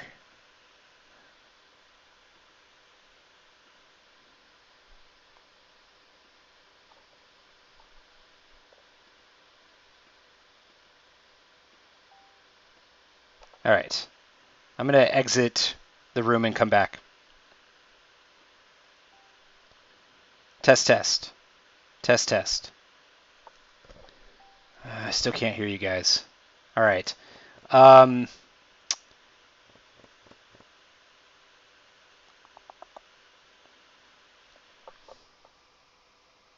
Yeah, I know they hear me. Nope, still can't hear you guys. All right. Let me quit Discord and come back in.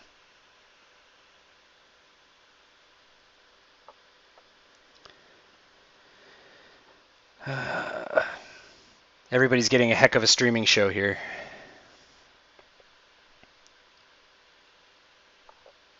Howdy. Ben.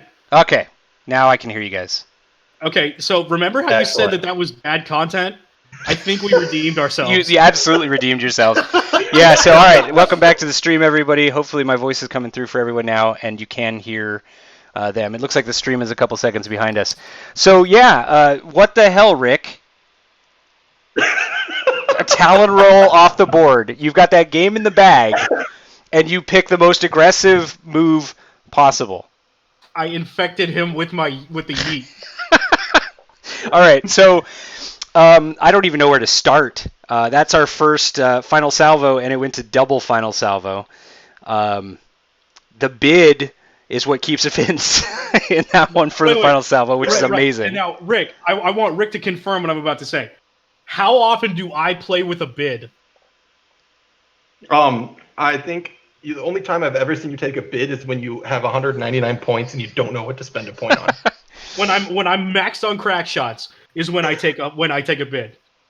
Yeah. So, yeah. So it's maybe you should take a bid more often, Vince. I mean, that's a lesson. I think the lesson for next time is don't let Jan get too tapped. Right. That's also a good plan. So let's talk about. Again, I don't even know where to start. So, Rick, you chose your same opener move essentially this time as the last game we streamed. Vince, I haven't streamed a game with you yet, so I don't know if that was a standard opening move for you to have AP5 back there to get that focus to Jan and then choose whoever on the next turn or not. Is that a standard opening for you, or did you improvise based on Rick's list? No, that's the standard. I'm always going to give Jan the focus on the first turn because it's one of the few actions I can take that will always have relevance later in the game. Yeah. So you start AP5 out in a corner pointed towards the center, knowing that you're going to, because, and I'd imagine this rock placement was something you wanted as much as Rick did to have a big open center for your squad. But that way AP5 can just, bull his way into range 2 of Jan, and you've got your list able to go either direction. The general idea of that is, if I think I need to, I'm just gonna kind of spread out that first turn. Everybody's gonna go like 1-1-1, and then because 2 of my ships have a 1-stop and the other one's a goddamn Y-wing, if I feel like I need it, I can just Leia right there and let somebody fly into me. Yep. But because I know Rick and he's not going to do that, and he didn't, I didn't do that, and that's why I just kept creeping until he went between those rocks. Yep. It was just unfortunate that the way that happened, I was a little bit out of range with Bodhi to maybe try to save Jan. Yeah. Yeah, it did seem, when you banked Bodhi and you went forward with both of the other two, it was, I could see that sort of what you were hoping for is to get that, front primary on Vader if he was really aggressive, it seemed to me anyway, but also make both Pure Sabacc and Vagabond think twice about, jousting. So it made sense. It was, I was talking about just before you did it, Rick, that you left both of those guys the option to go between the two rocks in the top left. And it was interesting to see you split up. It was really good. It felt like really good positioning for Vagabond to just basically do whatever he wanted, while Pure Sabacc got kind of, wrecked. Did you anticipate the Leia 4K with the Y-wing? Because it seemed like you didn't. In our conversation, so between Vince and I moved Pure Sabacc and I went, well, you popped Leia. So either you 4K'd and I need to barrel roll, or you didn't and I need to stay right here. And my thought process was, well, maybe popped 4K could rotate Bodhi, and popped Leia so he could rotate Bodhi wherever Bodhi needed to be pointed to cover just in case Horton didn't get bumped, aka have his arc spread as much as possible. Yeah. But it wasn't until after he flipped his dial and I realized, wait, no, this is Vince. He's going to be as aggressive as all hell, that I realized I should have barrel rolled. But also, at that point, Sabacc was toast. He'd already given up half points. Like, there wasn't a lot for me to do in that situation. Right. Yeah, that was one part where I had trouble tracking what was happening there because I didn't realize you hadn't reduced Pure Sabacc's hull from the previous round, and I'd missed that he took damage. So I was wondering why he didn't do 5 dice into Bodhi at that point. And then it slowly dawned onto me what had happened when you first reduced him by 2, then took 2 damage and reduced him to 0. So Vince, you clearly wish that you had maybe opened with Jan a little bit differently. Rick, is there anything you kind of wish you'd done differently? Hold up. No. Okay. I'm going to stop you right there. I hope that I hadn't blanked out on the first defense roll that Jan ever rolled. True. Like, that's literally, I will argue that was the difference in this game. It didn't help. I think actually I would put it on Bodhi's. I would put it on Bodhi's 2 1-hit 4 dice rolls as much as those 3 blanks. Both modified, by the way. Yeah. But yeah, that's a brutal opener to take that damage and get through the shields and a crit right there on the opener for sure. Did you anticipate that Vader would have that shot? So, no. That's not Rick has moments where he is a student of the school of Yeet. But not normally. That was out of type for him to 5 straight into an afterburners. Right. Especially because if I had stopped, it would have been a completely wasted shot. Yeah. So I didn't think he was going to go that hard. To me, that looked like a turn where he would normally 3 bank and then decide what he's going to do after he sees where everything is. Yeah. I probably should have stopped.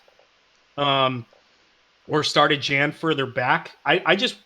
Jan's entire point was to keep Vader out of the fight for 1 round. Right. It's long enough for Bodhi and Horton probably to kill Sabacc and Vagabond. Yeah, unfortunately, it didn't go that way. Yeah, so when I saw when you turned Bodhi and that kind of gave Rick a little bit more information on whether Vader would be safe turning in or not. I kind of had guessed that he had gone fast and was going to afterburners there. And it's just unfortunate that he caught, Jan and Jan blanked. Damn you dice. Yeah, my green dice are not legendary. I'm not Jeff Wilder. My green dice are not great. So if I can talk about that 5 straight decision. Sure. since Bodhi and Horton were so far across the table, Yep. and Horton is a Y wing, aka slow. When other people fly.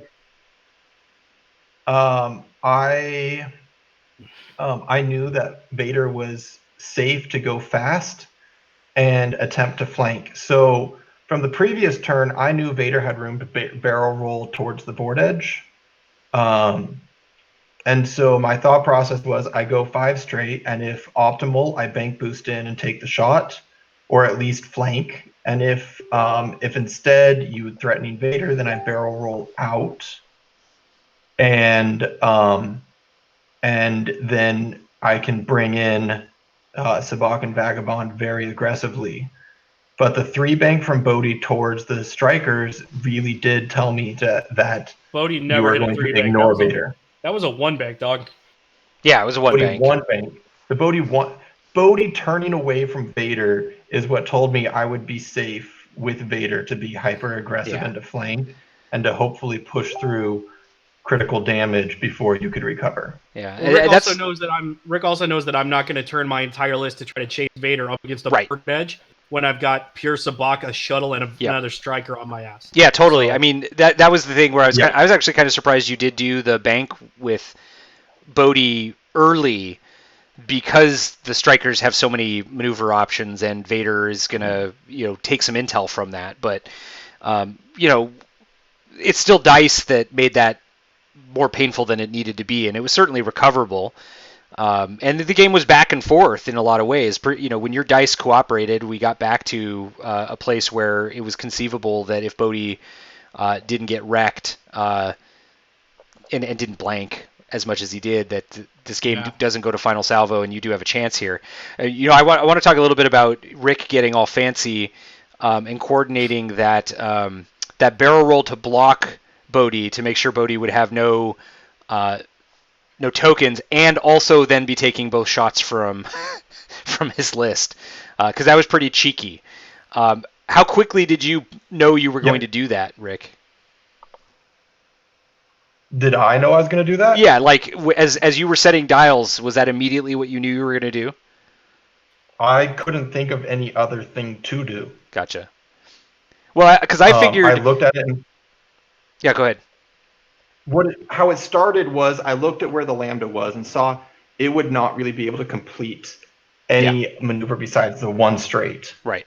And I was like, okay, well, how do I put myself in a good position here? Well, if I do the 1 straight, then Vader's in all kinds of just weird spots. And so I need Vader. And so I knew I was going to coordinate Vader to focus. The crit kind of pushed my hand into fixing the crit. And then so I had to choose, was I going to lock or was I going to barrel roll? Right. And because I didn't like any of my dial options, from where I was, I knew I had to barrel roll, and so it just all the blocks kind of fell into place where it just was the natural thing to do. Yeah, I was thinking, Vince, you ended up doing, I think, a 1 or a 2 bank that ended up overlapping first the shuttle and then back to Vader there. I was wondering if you were going to maybe do a 3 bank to the other side to just try to clear space, and you'd have Leia the following turn, and so if you survived that, you could have potentially a double modded shot from Bodhi with a coordinate from AP5. What was your thinking? What did you think Rick was going to do there? I thought he was going to run. That had 5. I thought he was going to go in. I thought he was going to bounce off of me with the shuttle. Yep. Sorry. Bounce off me with the shuttle, 5 straight away with Vader, and I was going to get, a 2-die calculated shot with AP5 maybe as he's running away. Right. And he tries to beat me with the shuttle. Yeah. I didn't expect him to stay in it. I definitely didn't expect Vader to come back around and rock the shit out of Bodhi on a without a lock. Yep. Because one extra shot into the shuttle is the difference. I don't have to chase with AP5. I just run the fuck away. Yep. So he got me on that one. As soon as he rolled into the middle, I'm like, fuck, there's 7 dice. And Look, ST321's a good title. Yeah. It's awesome, especially because, like, let's be perfectly it turns the shuttle into what AP5 wants to be, which is offensive and support. Yeah. To be honest, like the thing about Rick's list is that there's actually no wasted points at all. No, there's none. There's no wasted points. Now, I don't think you have any wasted points either, but I think probably if I made any mistakes, it's that I didn't get AP5 involved, like offensively, even just to throw one or two dice at people. I think I needed him to start shooting at the shuttle while the shuttle was shooting at Bodhi. Yeah. That was something I was saying when you go back and if you go back and rewatch this, Vince, I thought your better move, you banked away from the board edge probably a turn earlier than I would have. I thought one forward still maintains a better chance at an arc on either Vader or the shuttle, as you say, the Lambda.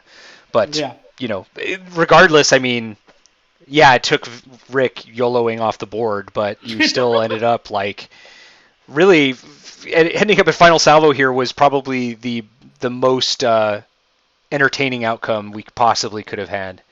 Look, I'm happy that we went to salvo just because he can't talk shit. Like I'll be perfectly honest. That's the most. I just wanted to come out of this with a good loss. I have to ask Rick. So after you fly Vader off the board, is it possible to talk shit? It's Rick. Yeah. Absolutely. It's absolutely possible to talk shit. Now, is it possible to talk warranted shit? Okay. Yeah. That's really what I was asking. Also, I want to ask, Ben, did you laugh when AP5 snuck inside the rear arc of the shuttle and had it still was small enough to get a shot on his front arc? That was great. I wasn't sure if you were going to get it. I actually, I was talking about this again before the moves, and if I had been Rick, I would have done a 3-bank there to try to ensure that rear arc, and I said that. And so when you did the 2-bank, I was like, ooh, I think that's going to let AP5 have a shot. And if he hadn't reinforced, I win this game. In that moment, if he hadn't reinforced, here's what blows my mind, Rick. You win the game if you just reinforce the end that last turn, because he only does one damage maximum. I would have had to fly. If I thought he was going to reinforce again, I would have had to go for a 1 straight, or I would have had to go for range 1 and risk just getting absolutely blown away. But Rick doesn't reinforce, so. Yeah. Next time, Rick, reinforce. Yeah. If you're 2 points away. When I was sitting there, I'm like, the risk of... I want the double modded offense because it's the best chance of damaging him. But you didn't need to. Because I was thinking, if he goes to range 1, my win condition... He can't. ...is getting half points. There was no way for him to be at range 1, man. Yeah, there was. No, not with where the rock was and the move he did. I have a 3-bank. I'd have made it. I still think you reinforce, but that's me. 8 out of 10 times I reinforce. 8 out of 10 times I reinforce. I think you should have reinforced because you had the target lock already. Right, but I was worried about re-rolling. I was worried about getting focus results and not being able to push damage through. Yeah, but you still have the target lock, so all you have to do is make sure you don't lose points. Anyway. Basically, you would have forced me to roll natties on offense if you had taken the reinforce. Yeah. Anyway. Well, point is, putting Vader off the table, I looked at it and I said, we have 2 turns left. If I 3-hard Vader, there's no way for Vader to get back to this fight and have a shot before time is called, and I want 200 points. How'd that work out for you, you greedy bastard? I mean, you almost... now is I should have coordinated the barrel roll and talon rolled the other direction. Yeah, well, now I have to figure out how the hell to score a final salvo in TTO. So thanks a lot, you jerks. Oh, it's easy. I can go do it right now.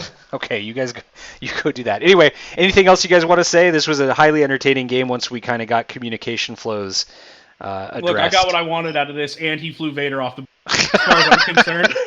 Like, I'm not even... You guys can hear it. You know when I'm pissed off, and y'all both know I'm laughing. I mean, I think ultimately it was a good game. I mean, you had some bad dice luck at times, but you did also have a turn that brought you right back into the game where his dice went cold and your dice were hot. So it did even out, I feel like, throughout the game. I will admit to yelling when Vagabond got absolutely deleted, eat a dick, as loud as I possibly could. All right. Thanks, folks who've been... Oh, sorry, did you have something you wanted to say, Rick? Hey, Vince asked me if I had purposely flown Vader off the table to give him the game, and I was... No, I asked if you... I didn't ask to give me the game. I asked if you if you did that close. I was... honest to God, no. I honest to God thought that would fit. That's good enough for me. And so tempted to try to save face and be like, yes. Yeah, but then I would you would have had to have actually intended it because I would know if you're lying. Yeah. Yeah. So that was an entertaining moment. That's our best game ever. That is the best game we've ever played. That was an entertaining moment of humility. All right. So thanks, guys, for participating in the stream. Thanks for working with me in my single-man booth today. Thanks for the interview after here. Thanks for providing us with a super entertaining ending. And for those of you who listened in, thanks for giving us your time. I hope this was as entertaining for you all as it was for me as we watched Rick with a small lead, then Rick with a big lead, then Rick fly Vader off the board, and then Rick choose the wrong action, and then Rick end up in final salvo and get pulled out by the second set of dice he rolled. Yep. That was entertaining. All right, thanks everybody. I haven't figured out which game we'll stream next, but I will post to Facebook when we get a good candidate. And good luck to you guys in round 3. And peace out, everybody. I'm just glad this one's over. Now I can go on to actually win games. There you go. All right, I'm going to end the stream. Thanks, everybody.